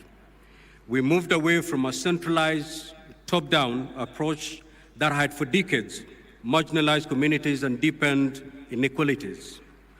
In its place, we embrace a model of governance that is participatory, inclusive, and closer to the people. And while the journey has not been perfect, it has been profoundly transformational. Healthcare services, once centralized and overstretched, are now within reach of millions. County governments have constructed over 1,000 health centers, recruited thousands of health workers, and enhanced immunization coverage and maternal health. Infrastructure development has flourished. Counties have built thousands of kilometers of rural roads, enabling farmers to access markets and people to move with ease. Early childhood education, water provision, agricultural extension services, and local economic development all have experienced rejuvenation because of county-level planning and execution. Above all, citizen participation in governance has deepened. Today, a resident of Wajir, Lamu, Nyandarua, or Vihiga has a say in how resources are allocated in their ward, an unthinkable reality 2 decades ago. At the heart of these gains, Your Excellency, stands the Senate, the constitutional protector of counties and their governments, as proclaimed in Article 96 of our Constitution. In line with its mandate, the Senate has recorded the following milestones. It has allocated close to Kenya shilling 4 trillion cumulatively to counties through the Division of Revenue County Allocation Revenue Acts. Oversighted the use of these funds through the standing committees of the Senate. It has championed legislation that have empowered counties, enabling them to cooperate efficiently. The County Public Finance Laws Amendment Act, a key legislation that guarantees financial autonomy to our county assemblies and further anchors their role of oversight, legislation, and representation at the county level, has finally become a reality after Your Excellency did assent to it this morning. We thank you for that. It is no doubt, Your Excellency, that without the Senate, devolution would be a shell. With the Senate, devolution has become a shield for the aspiration of many Kenyans. Indeed, at this juncture, allow me to applaud our senators for working tirelessly and building consensus to navigate very complicated tasks as they execute their mandates. A good example is the collective effort and team spirit that characterized the debate and passing of the fourth revenue sharing formula for counties for the year 2025, 2026 to 2029, 2030. This was a profound departure from the past when such an exercise was riddled with acrimony and laced with political differences. Your Excellency, yet even as we celebrate these achievements, we must confront the hard truths mirrored in the following realities. These are the threats to devolution. 1, corruption and weak accountability systems in some counties continue to threaten and erode public trust in devolution. Failure, regrettably so, failure by some governors to heed invitation by the Senate to come to the Senate to account for the resources placed in their hands not only erodes the good working relationship within the devolution family, but also is detrimental to the noble goals of devolution. Regrettably, Your Excellency, we have seen cases where Senate committees have had to encounter hostilities when they visit counties in exercise of the oversight mandate. Very regrettable. Duplication of rules and power struggles between national and county governments undermine efficiency and cooperative governance. Inadequate on-source revenue mobilization by counties has left them over-dependent on the exchequer, limiting innovation and self-reliance. Wrangles within the county assemblies, which sabotages work delivery. Your Excellency, a case in point is the county of Nyamira, where at some point we had 2 county assemblies, 2 clerks and 2 speakers. Delayed disbursements of funds to counties and politicization of county development priorities, which often sidelines community needs. Your Excellency, to secure the next decade of devolution, we must act decisively and collectively to deal with these threats. Distinguished participants, devolution was never meant to be a destination. It is a continuous journey, one that requires vigilance, courage, and commitment. Let us not allow short-term political interest to dilute the long-term vision of equitable development. Let us recommit to the devolution dream by ensuring it lives and blossoms in every ward, in every village, and every heart, For the greatness of a nation lies not in the glitter of its capital city and its urban centers, but in the dignity of its villages. May God bless our counties, and may God richly bless our land. Thank you, Your Excellency.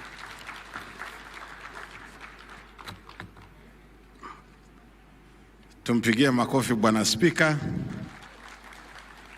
I now want to invite our chair, FCPA Mohamed Abdullahi, to come and make his remarks, and in turn invite His Excellency the President. Karibu Bwana Chairman. Tumpigie makofi Bwana Chairman.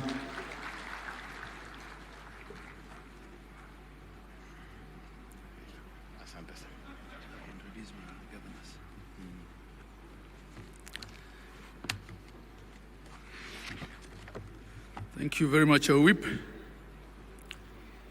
Your Excellency, I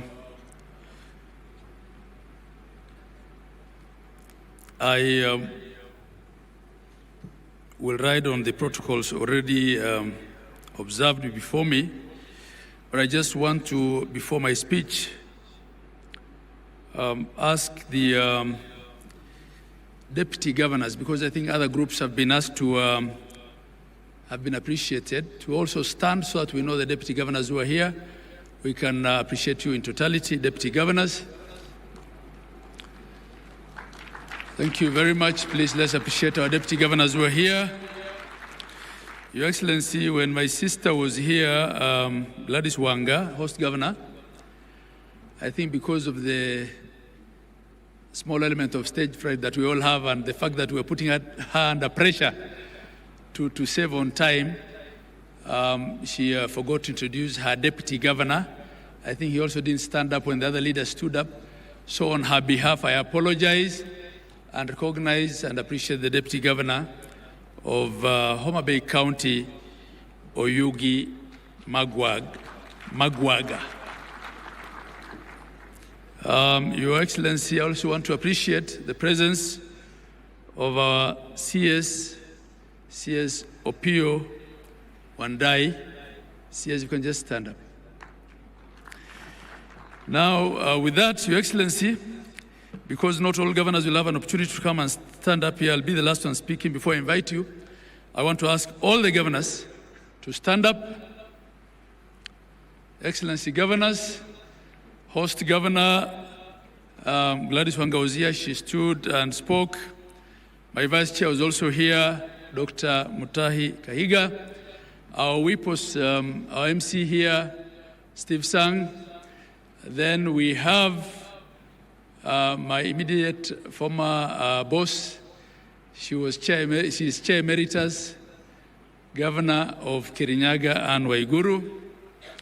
We have the Governor of Tharaka Nithi, Governor Muthomi Njuki, Governor His Excellency Ochilo Ayako of Migori, Governor Nadhif Adam Jama of Garissa, Governor Kiari Badlisha of Nyandarua, Governor Mohamed Khalif Mandera, Speaker Emeritus, Governor of Bungoma Kenneth Lusaka, my professional colleague, FCPF Fernandez Barasa, Governor of Kakamega, Governor Paul Otuoma of Busia County, Governor Patrick Olentutu of Narok, Governor Mahmoud Mohamed Ali, Marsabit County, Governor Orengo James, Siaya County, Governor Professor Hilary Barchok of Bomet, Governor and Benjamin Cheboy of Baringo County, our sister Governor Cecily Mbarire of Embu, Governor Amos Nyaribo of Nyamira, and Governor Kachapin of West Pokot. Am I missing out anyone? Oh yes, Governor Wilba Otichilo, Vihiga, Governor Julius Malombe, Kitui, Governor James Irungu of Laikipia, and Governor Kangata, who was here with some innovation a while back. I thank you all. Your Excellency, I had to do that. Your Excellency, the President of the Republic of Kenya, Dr. William Samoei Ruto, Your Excellency, the Right Honorable Amos Kingi, Speaker of the Senate, all the governors here present, and I will ride on the protocols thus far established, all delegates attending Devolution Conference 2025.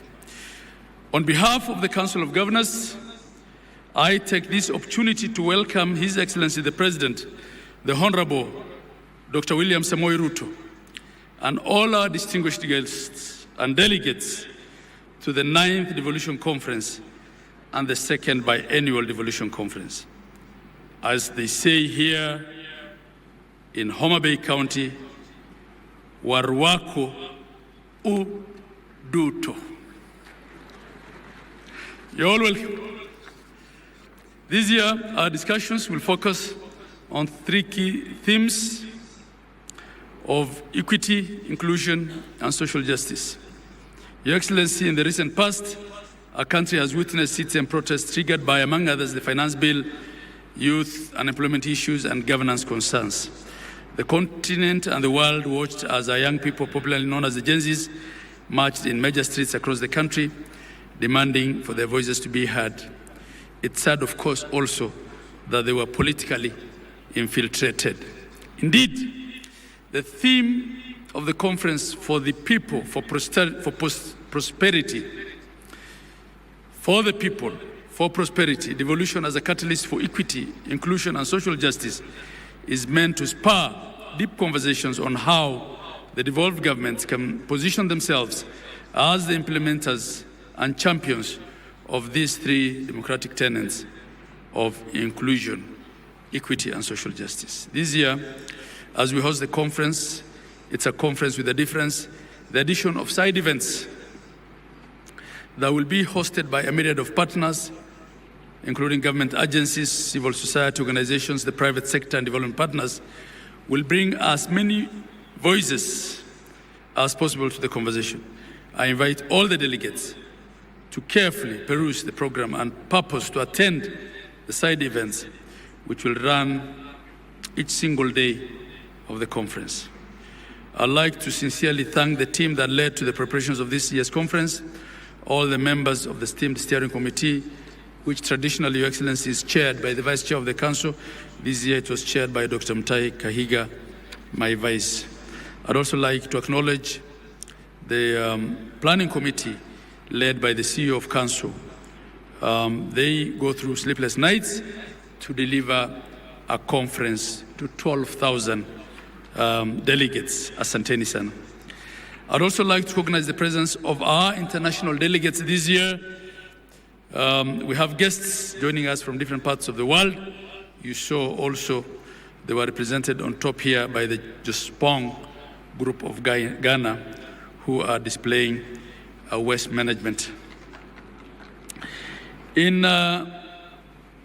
2010, Your Excellency and distinguished delegates, Kenya has promulgated a new constitution for themselves, containing what is globally regarded as one of the most radical shifts in governance the world has ever seen. Some have called the format of the Kenyan devolution experimental. The new system created distinct and yet independent governance through the national government and 47 county governments, which are constitutionally mandated to deliver on key services through locally elected leadership and representatives. We're all in agreement, all of us here, that devolution, notwithstanding its challenges, real and perceived, remains an exemplary case of meaningful reform and the best gift that Kenyans accorded themselves in 2010. The main purpose of devolution was creating units that would secure equitable distribution of development in the country, that every Kenyan is then guaranteed a dignified and a quality life with access to public goods such as healthcare, water, housing, food, education, and transport at the local level.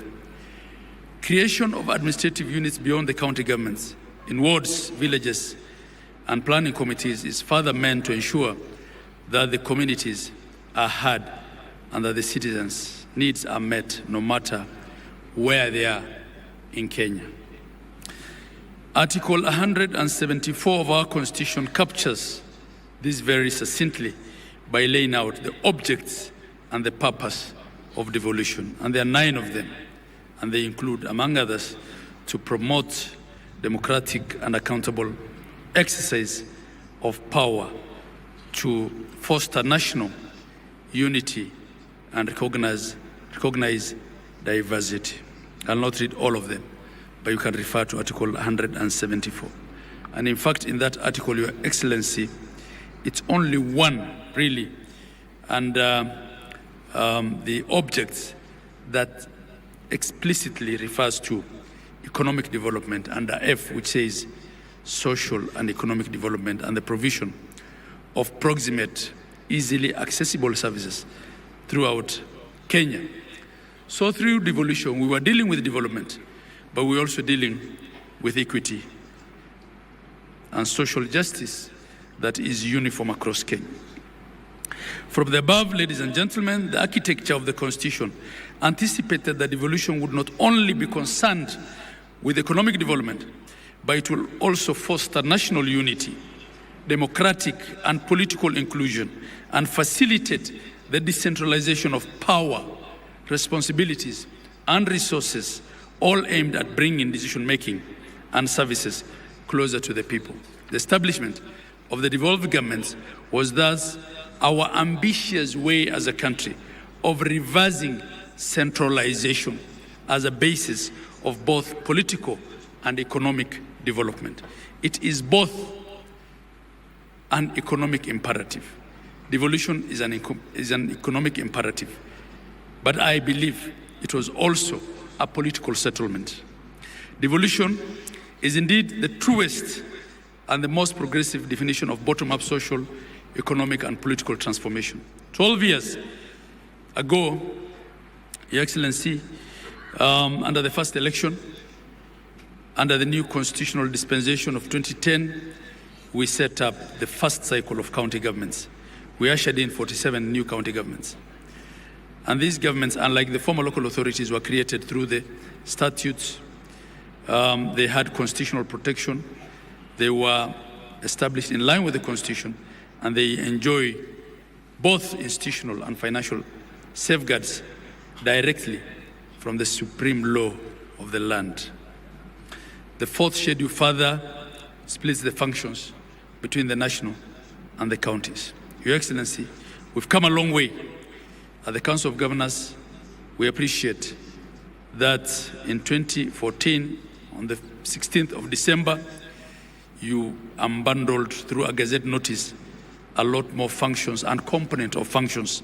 And this has been something that has been outstanding for long, and we don't take it for granted. But we still seek the further unbundling and costing of the few remaining functions, that they be completed to finality in full compliance with the letter and the spirit of the Constitution, and that the attendant resources of all functions already transferred will all follow.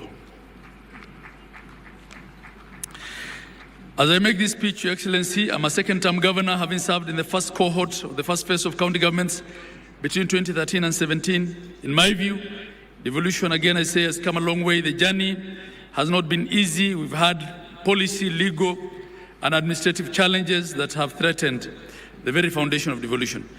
But I am convicted, I'm convinced here that counties and in general devolution has moved from strength to strength. Counties have recorded countless success stories that reveal that devolution is uplifting the lives and livelihood of Kenyans. According to the 2024 Gross County Product Report,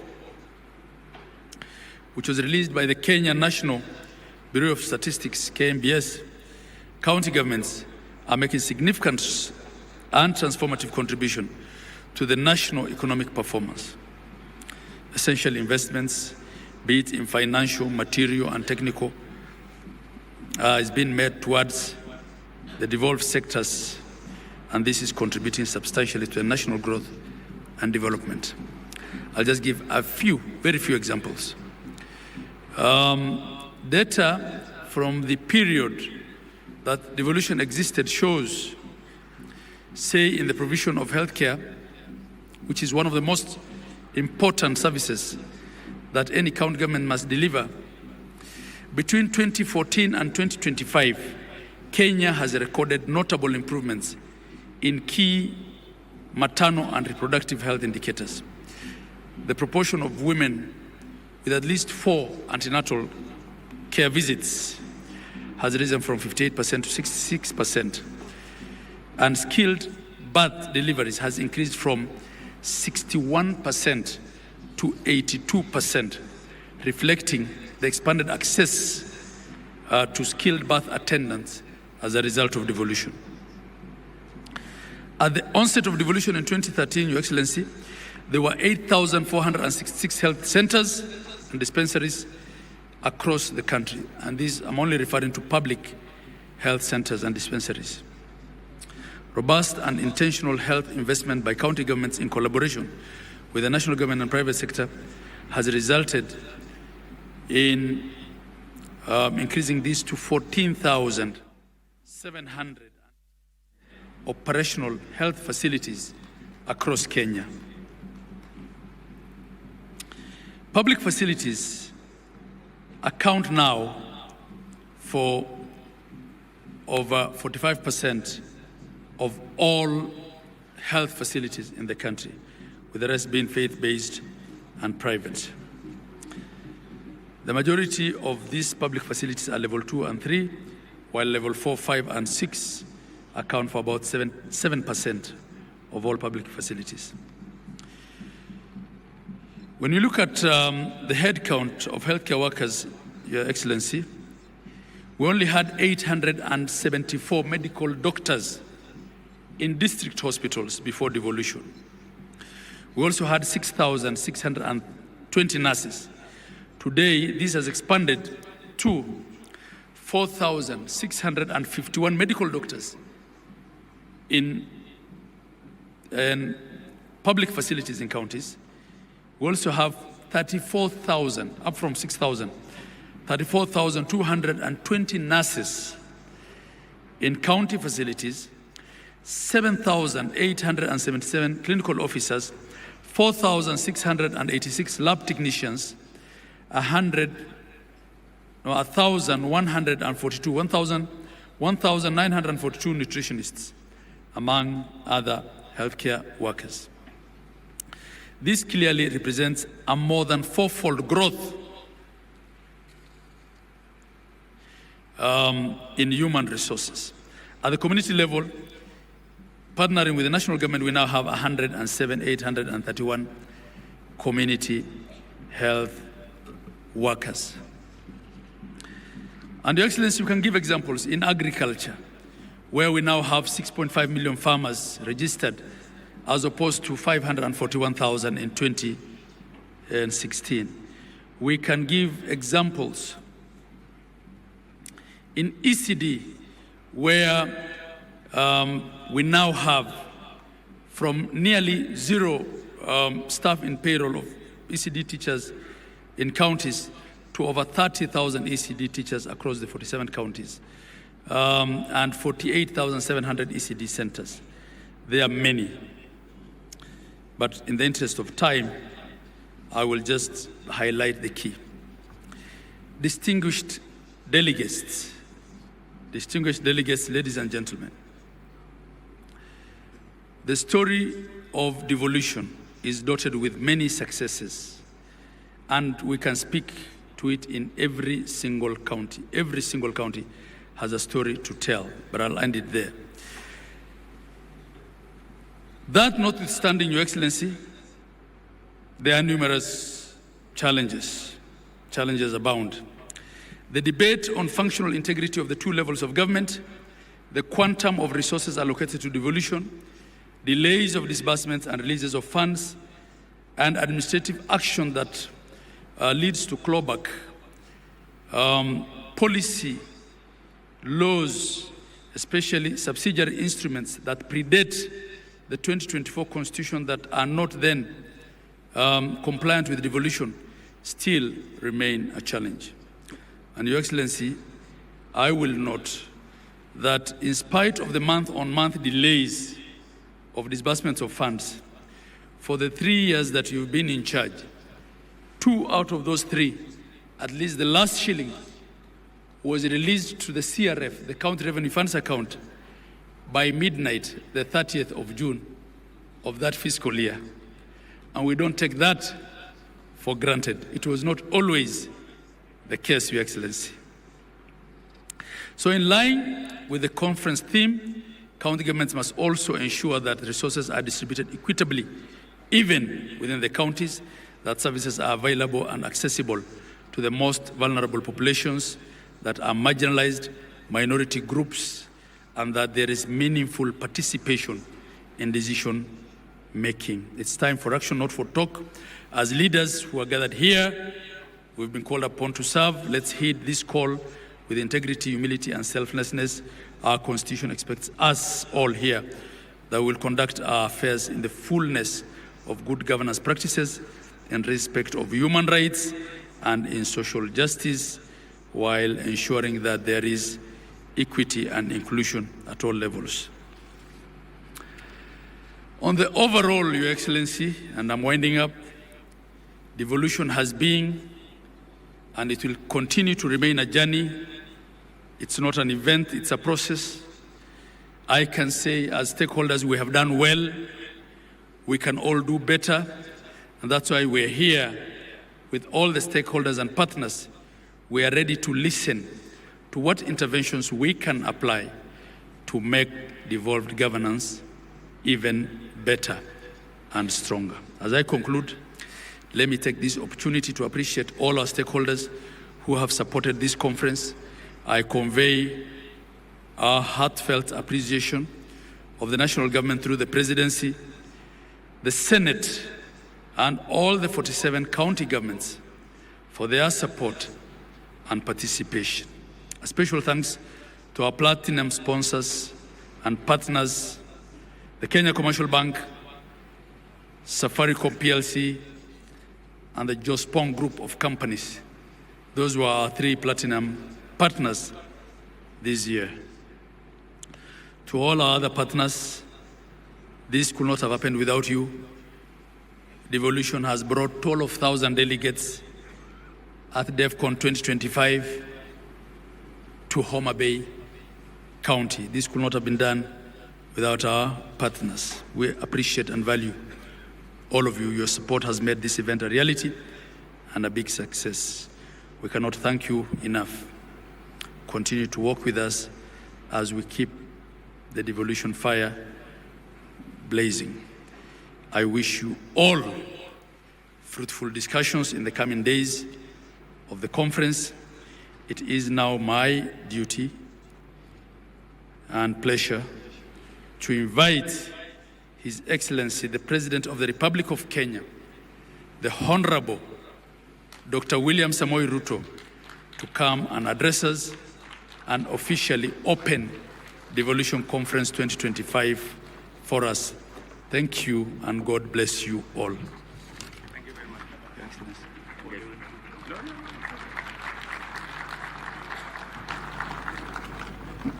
Thank you very much, Governor. Ladies and gentlemen, let's take our seats. Thank you very much.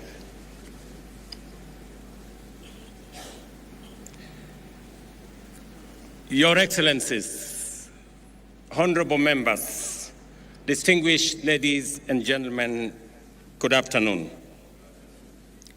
I am delighted to be back in Homa Bay, the county of endless potential and possibilities, a place whose promise mirrors that of our great nation. Vast possibilities, many opportunities, awaiting bold action as we steadily unlock the full benefits of devolution. Our counties are critical frontiers and the powerful drivers of both national and local growth. This biannual devolution conference is therefore a moment to take stock, celebrate gains, and reimagine how we can accelerate progress for every county and every Kenyan.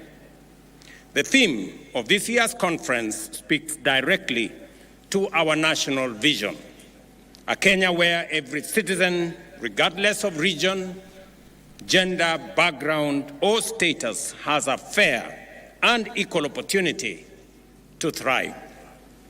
Our Constitution's preamble commits us to human rights, equality, freedom, democracy, social justice, and the rule of law. This theme is a reminder of the bold, transformative journey we began and a call to remain true to our shared aspiration as a nation and as a people. Ladies and gentlemen, devolution has been transformative. It has fostered equity by distributing resources fairly and addressing historical imbalances. It has enhanced inclusion by empowering communities, empowering women, giving a chance to our youth, and extending a fair environment to persons living with disability for all of us to participate fully and meaningfully in the development of our nation. Social justice has taken root through accountable, transparent, and responsive governance. The national government is proud to have invested heavily in making these principles a reality. And for myself, I have had the privilege to chair the first intergovernmental budget committee, commonly known as IBEC, from the beginning. And I have had the privilege to see devolution grow by leaps and bounds. Through collaborative frameworks, such as the Intergovernmental Relations Technical Committee, the Council of Governors, the Summit, and the other intergovernmental fora, we have resolved challenges amicably and aligned our policies and resources as guided by our constitutional vision. From the very first day of my administration, I affirmed that devolution is not merely a constitutional provision, it is the ground jewel of our democratic governance and the proudest achievement of the people of Kenya in our constitution-making process. I pledged to accelerate the full transfer of all outstanding devolved functions as assigned in the fourth schedule of our Constitution, together with the requisite resources. This commitment was formalized during the 11th National and County Government Coordinating Summit held at State House, Nairobi, on the 16th of December 2024, as has been alluded by the earlier speakers. I directed the Intergovernmental Relations Technical Committee to finalize the delineation, unbundling, and gazettement of all pending functions, and to initiate the systematic transfer of budgetary allocations and other resources tied to those functions without delay. Today, I am proud to report that all 14 devolved functions have been conclusively delineated, unbundled, and formally gazetted. This milestone has eliminated decades-old ambiguities that hampered service delivery and fueled intergovernmental disputes. This achievement marks a decisive turning point in our journey to align functions with funding. It empowers county governments to design and implement programs that respond directly to local needs, from healthcare to agriculture to water management, infrastructure, trade, and early childhood education, while delivering measurable impact to all the people we serve.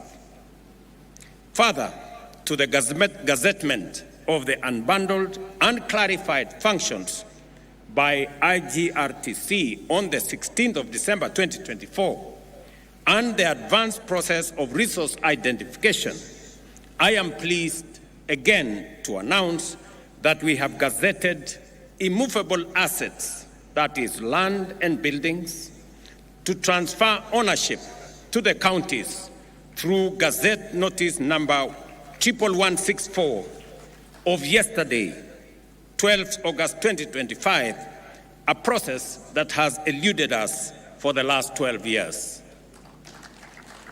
In other words, 50,000 pieces of land and 80,000 pieces of land and buildings will now become the property of county governments legally.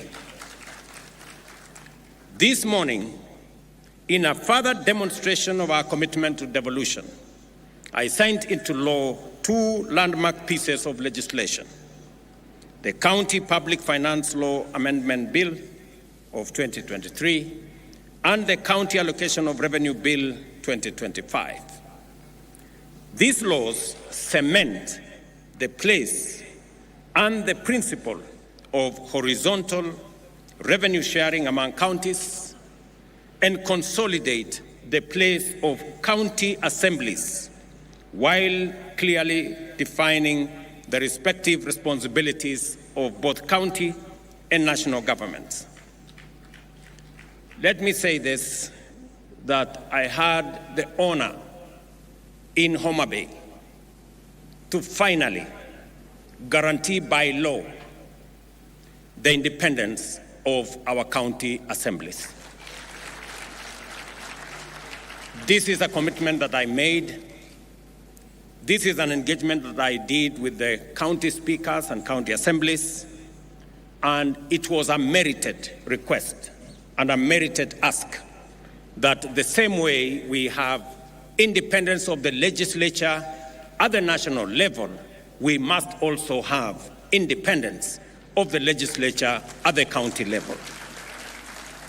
I now ask the county assemblies to effectively undertake their responsibilities, effectively provide oversight, efficiently legislate for counties to perform their mandate, and also robustly represent the people who elected them. With this new mandate, with this new independence, the counties' assemblies now have no reason, nor excuse, not to do what they have been mandated by the Constitution effectively. Under the Division of Revenue Act 2025, we have allocated an unprecedented Kenya shillings 415 billion to counties, nearly 30 billion more than last year's allocation.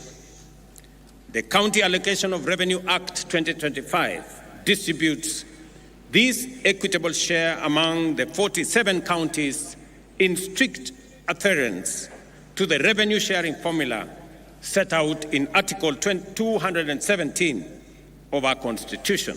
And again, today marks a turning point. We are using a new revenue sharing formula, again marking another historic step. This is the first allocation, as I have said, to apply the fourth determination of the basis for division of revenue approved by Parliament this year. This is not just more money. It is a stronger foundation for counties to deliver, develop, and transform people's lives. Ladies and gentlemen, despite operating within a tight fiscal space, the government has honored its commitment to timely disbursements, clearing all balances owed to counties for the just ended financial year. This ensures that counties have the fiscal capacity, institutional infrastructure, and human resources necessary to deliver on their expanded mandates effectively.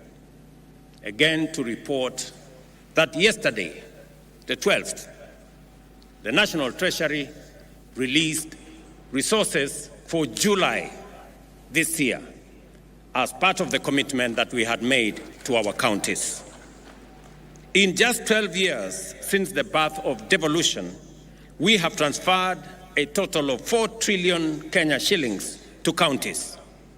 Every corner of Kenya now has a functional county government, closer to the people than ever before.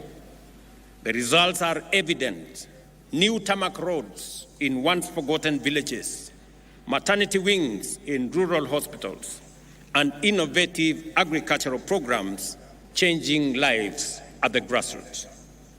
Investments, ladies and gentlemen, are the lifeblood of economic transformation. They inject capital, spur innovation, generate employment, and unlock local potential. Nowhere is this more true than our counties. Under our bottom-up economic transformation agenda, we are working with counties to build one bankable, high-impact value chain in every county, from fish processing here in Homa Bay to leather in Kajiado and textiles in Kitui. This is about turning local potential into jobs, incomes, and exports. The Government of Kenya, through the Ministry of Investments, Trade and Industry, is developing investment procedures for key priority sectors, working with counties. This will serve as strategic tools to highlight opportunities, showcase value propositions, and support investor engagement locally in our counties and internationally as well. We have already completed the initial 4 sector packages: leather, business processing, outsourcing, e-mobility, and textile and apparels. By supporting end-to-end value chain ecosystems, we will increase local incomes, enhance food security, create jobs for our young people, and position counties as net exporters. Yet progress, again, ladies and gentlemen, is uneven, and the full promise of equity remains work in progress. This conference must be a turning point, not only for celebration, but for honest reflection and decisive action. To unlock the full potential of devolution, we must strengthen capacity in our counties by building the skills, expertise, and employing technology needed for effective service delivery. Excellencies, while we may not have all the resources we desire, we have enough to deliver meaningful service to our people. Let me repeat that. While we may not have all the resources we desire, we have enough to deliver meaningful service to our people. Our greatest challenge is not the inadequacy of resources, but how we utilize what we have. The questions we need to ask ourselves: are we directing resources to the right purposes? Are we deploying them efficiently? How much is lost to waste and corruption? And what concrete measures are we putting in place to seal leakages, curb misuse, and enhance efficiency? These are the hard questions we must confront with candor, courage, and urgency. Without a doubt, we need to answer these questions as leaders. And I listened very carefully to the statements that have been made here, both by the earlier speakers, by the chair of the Council of Governors, by the Speaker of the Senate, and we all must be honest about ourselves and about what we are doing. And we must agree that the resources that are availed by the people of Kenya through their taxes are meant for delivering transformation in our counties and in our nation. I did sign into law a few weeks ago legislation that will boost the fight against corruption by signing into law the Conflict of Interest Bill, now law.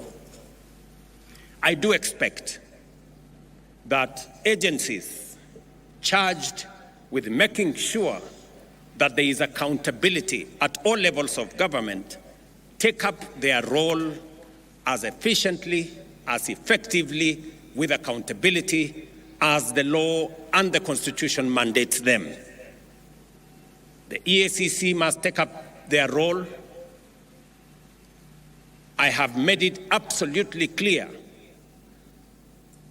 to the chair of the Anti-Corruption Commission, to the CEO of the Anti-Corruption Commission, that there will be no sacred cows and there will be no telephone call from anywhere below or above to stop anybody from being prosecuted for matters corruption. While I agree with the sentiments expressed by the Speaker of the Senate, and he has made a solid statement on holding governors and county governments to account, I also must say the legislature must also be held to account.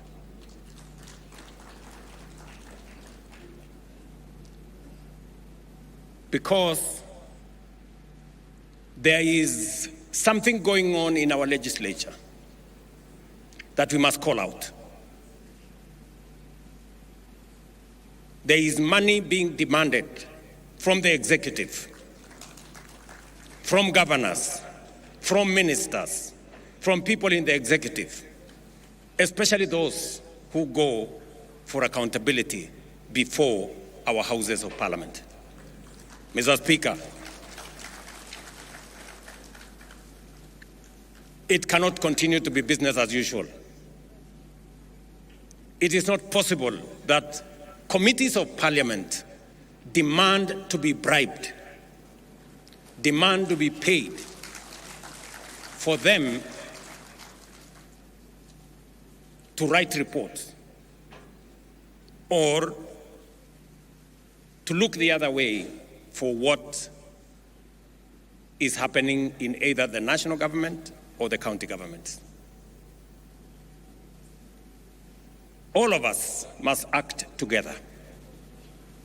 The fight against corruption must be an all of society engagement and exercise and effort. I also want to ask the judiciary not to be a haven for the corrupt to hide behind judicial decisions. We have innovation that is only available in Kenya that allows a corrupt person or somebody who has stolen public resources or somebody in breach of law not to be prosecuted. Something called anticipatory bail. It is a Kenyan innovation that takes us backwards. Just let's ask ourselves, somebody who has stolen public funds and then goes to court and gets something called anticipatory bail, makes it impossible for such a person to be arrested and prosecuted endlessly. How does that support the fight against corruption? This is a matter I hope our friends in the judiciary would help us answer. Because we are undertaking transformation in Kenya, but that transformation is being undermined by corruption, and we must call it what it is. And all agencies, institutions, and arms of government, we must come together to deal with the challenge of corruption so that we can ensure that public resources are meant and are used for the intended purposes for which the people of Kenya have asked us. Without a doubt, ladies and gentlemen, technology can help in eliminating waste and enhancing efficiency. Since its inception in 2013, the e-Citizen platform has stood at the heart of Kenya's digital transformation. What began with a handful of services, about 300 then, has evolved into a 24/7 one-stop shop for over 22,000 government services, accessible from every part of Kenya and everywhere in the world.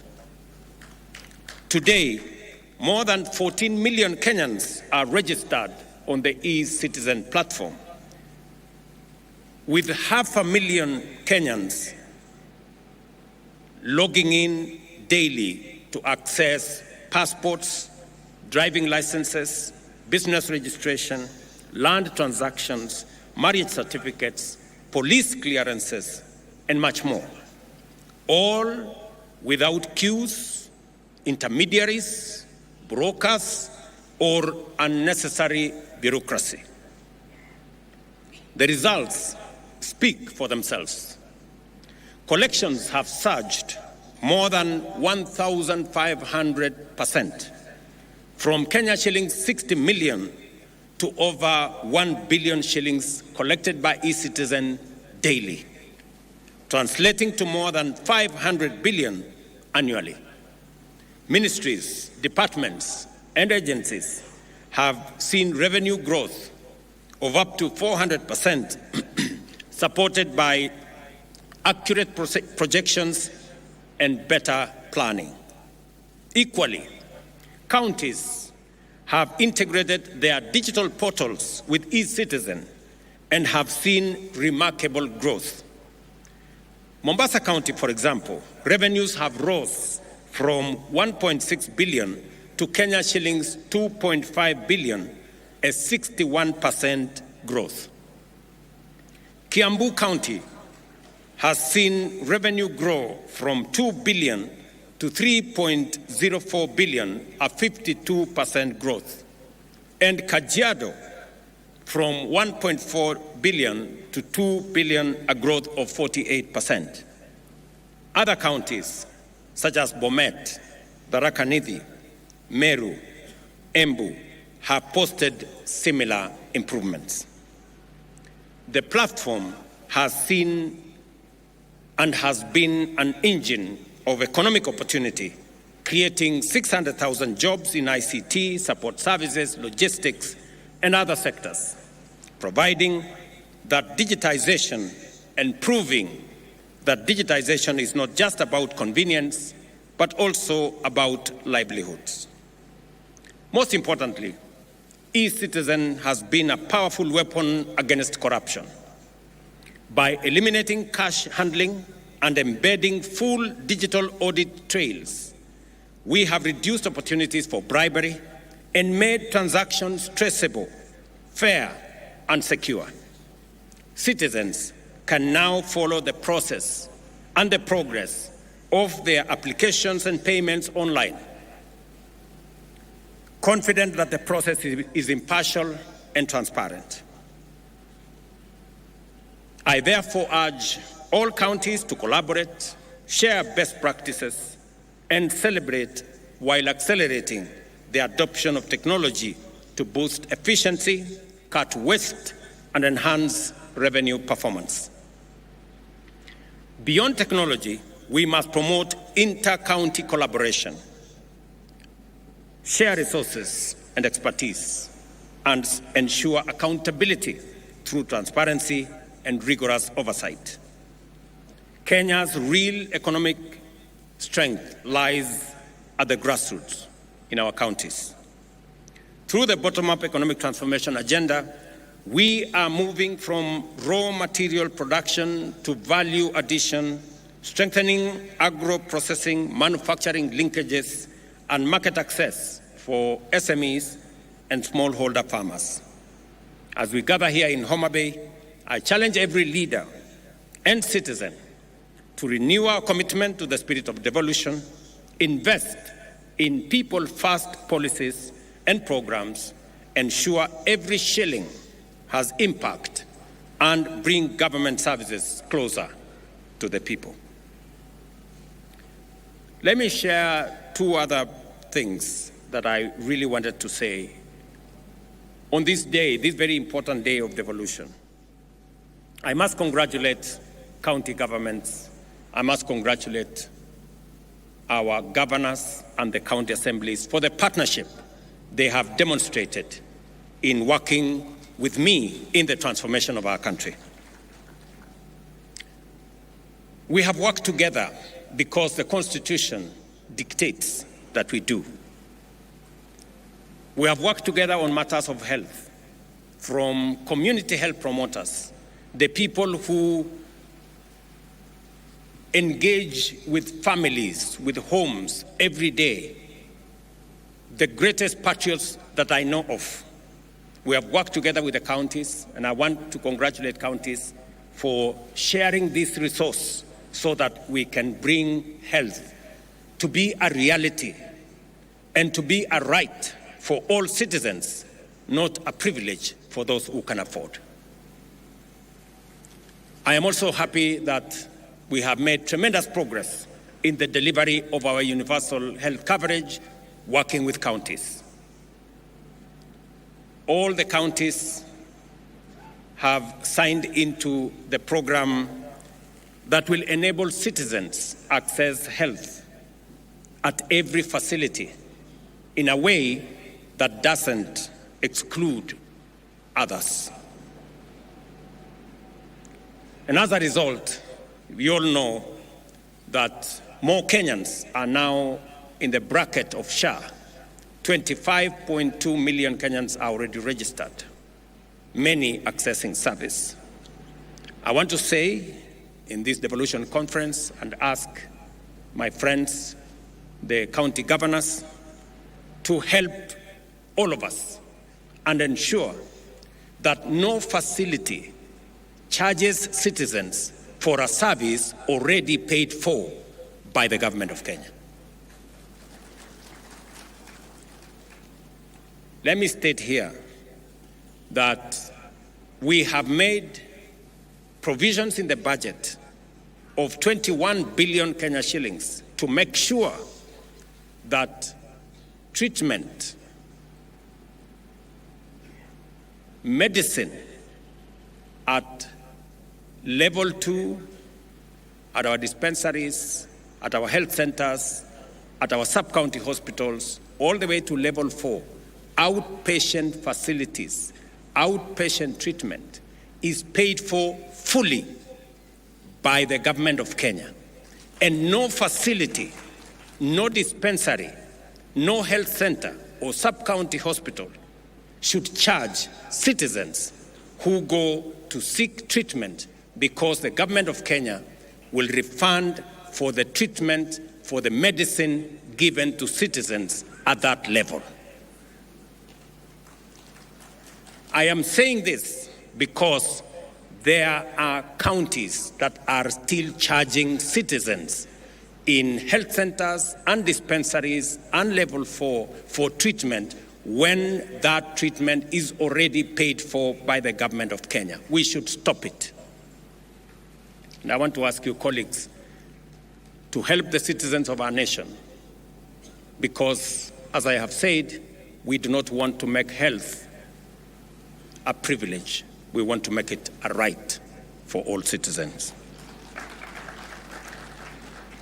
Let me also say that today is a great day because our friends, the members of county assemblies, can breathe some fresh air, that they do not have to work under the direction of the county executives. But I have also told you that use that independence for the good of the people. I know there is yet another outstanding commitment that we agreed upon. And because I am a solid believer in savings and encouraging the culture of savings, the County Assembly's pensions bill has already been passed by the Senate. It has gone through the first reading in the National Assembly. And I am confident that in the next couple of months, I will be signing into law the County Assembly's pensions bill into law, so that county assemblies like the National Assembly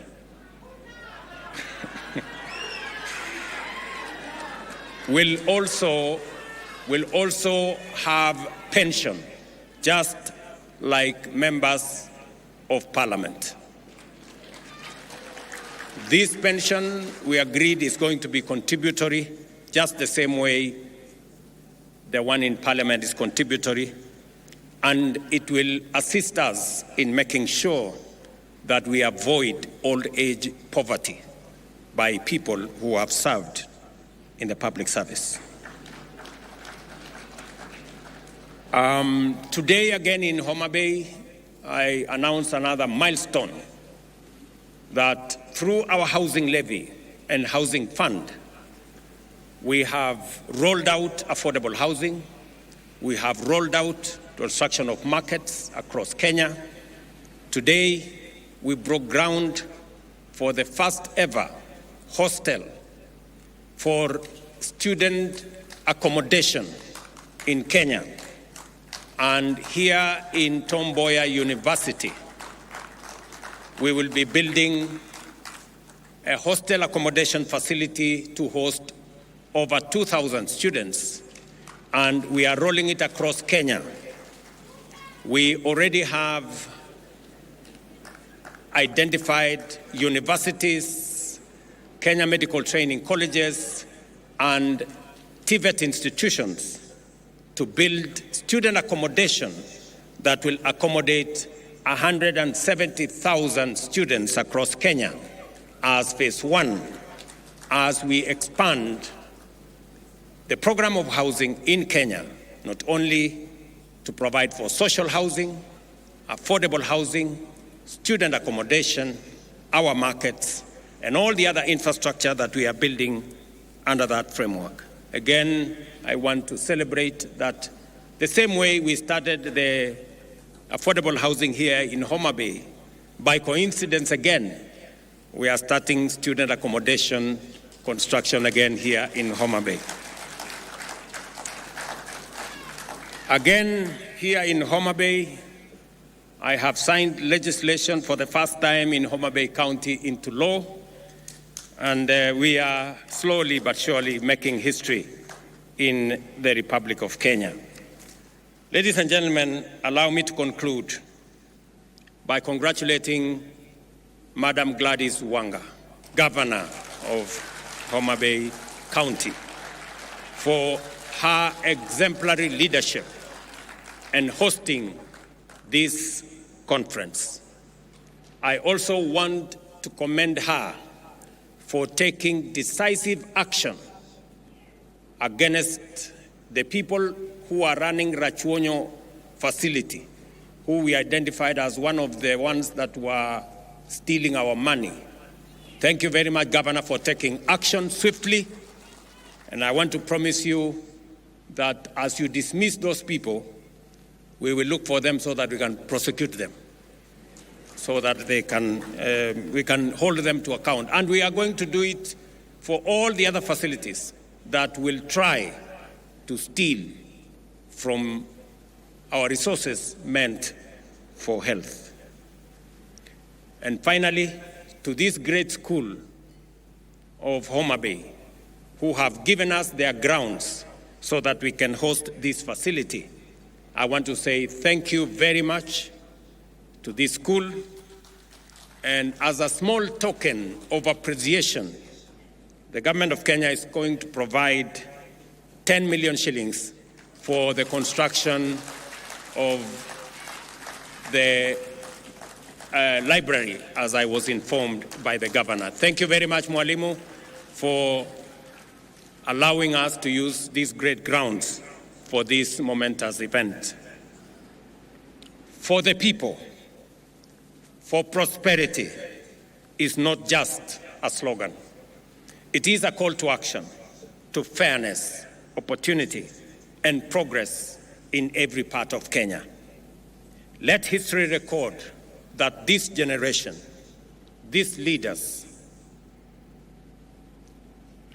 made devolution work, not just in law, but in the daily lives of the people of Kenya. I wish you fruitful deliberations and concrete outcomes at this 2025 Devolution Conference here in Homa Bay. Asanteni sana, and God bless you.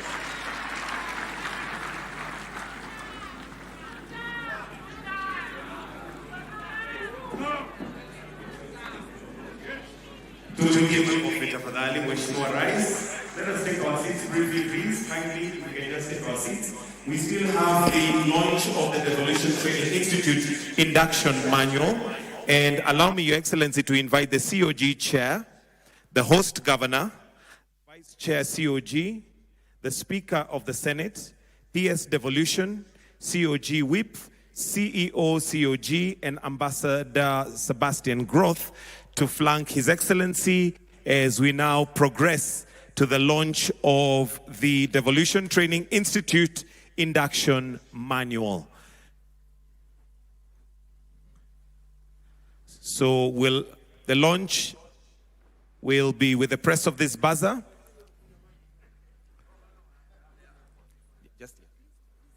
So Your Excellency, you may come, and then I'll request that you join His Excellency. The launch is right there. That's where the book is, the manual. So kindly, if we... Microphone, please. I'm sorry, I forgot the Speaker of Senate did ask me about consideration of the Senate team. And I want to confirm that the Senate team did a wonderful performance. Congratulations. A round of applause for the Senate team for winning yesterday's match. Congratulations.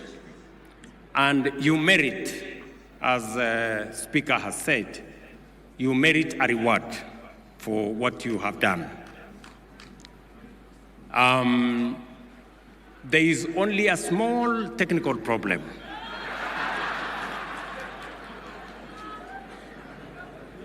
Rewards at the level of what we have done for Harambee Stars is only given when the opposite team is not Kenyan. So, unfortunately for the Senate, the team on the other side also came from Kenya. So I really apologize that I may not be able to assist in this particular circumstance. But the next time you play against a foreign team and you perform well as you have done, then there will be due consideration. Thank you very much. At the count of three, we'll have the launch of the manual. And Your Excellency, it is right there where we're going to be having the launch. So in 3, 2, and 1, the buzzer is pressed. And we now have the manual, which is the Council of Governors Devolution Training Institute Induction Manual, which is rotating right there.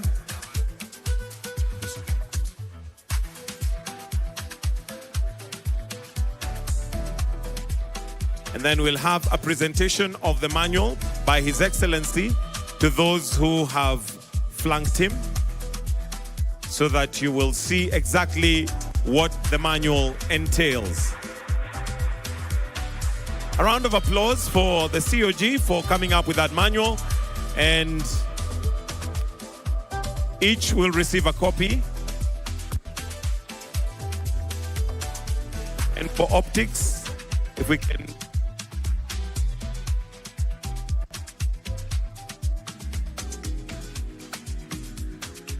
Then if we can all just hold a copy once it's done for a photo opportunity.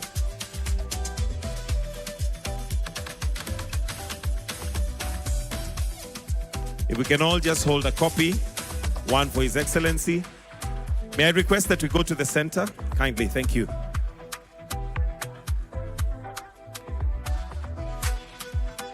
If we can have four.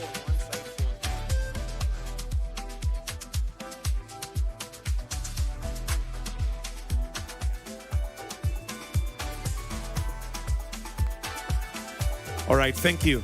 I'll request that we leave His Excellency the President and Her Excellency the Governor. The rest, if we can take our seats, please. His Excellency the Governor, His Excellency the President and the Governor for the gift. There is a... Can we go?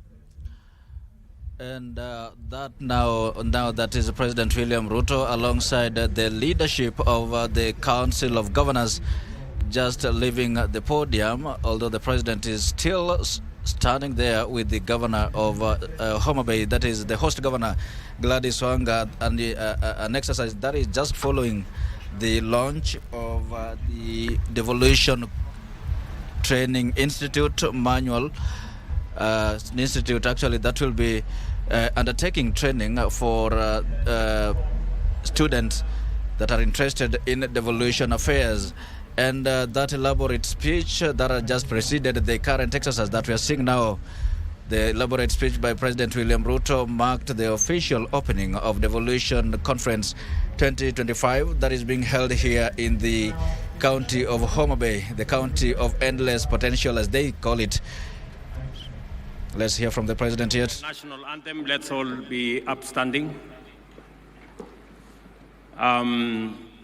Let me also thank the great people of Homa Bay for the warm welcome to all of us, and especially to those of us who are coming here for severally. We've seen the hospitality, the warmth of the people of Homa Bay, and we are truly, truly grateful. And as Inda, the great musician from this region, has told us, one waonge wasiwasi, one waonge uchochezi, one waonge midomo mingi, one wachwado mano teach. I think that is mana teach, that's where we are. Asanteni sana. So we'll be all upstanding to finish with the anthem.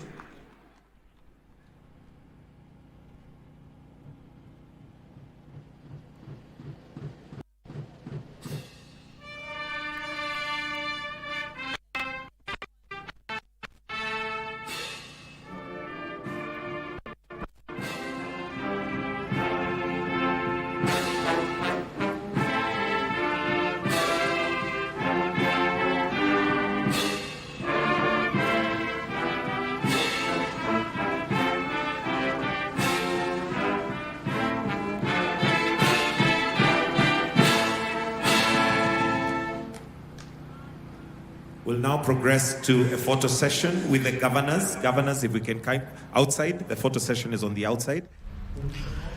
And there you go. It is official now that the Devolution Conference 2025 is officially opened for discussions and panel sessions that will now be following the official opening of the Devolution Conference 2025, an exercise that has been led by President William Ruto here in Homa Bay County, the county of endless potential, as they call it. And just a brief summary of what has been happening here. Actually, we've heard the speeches and remarks from various dignitaries. that I've spoken largely on quite a number of issues that are touching on devolution under the theme for the people, for prosperity, devolution as a catalyst for equity, inclusion, and social justice. That is it. We hope we've been able to catch every bit of the Devolution Conference 2025 opening, and much more will be coming your way. But for now, I'm handing you back to normal programming in Nairobi. My name is Wycliffe Okech. Enjoy the rest of your view.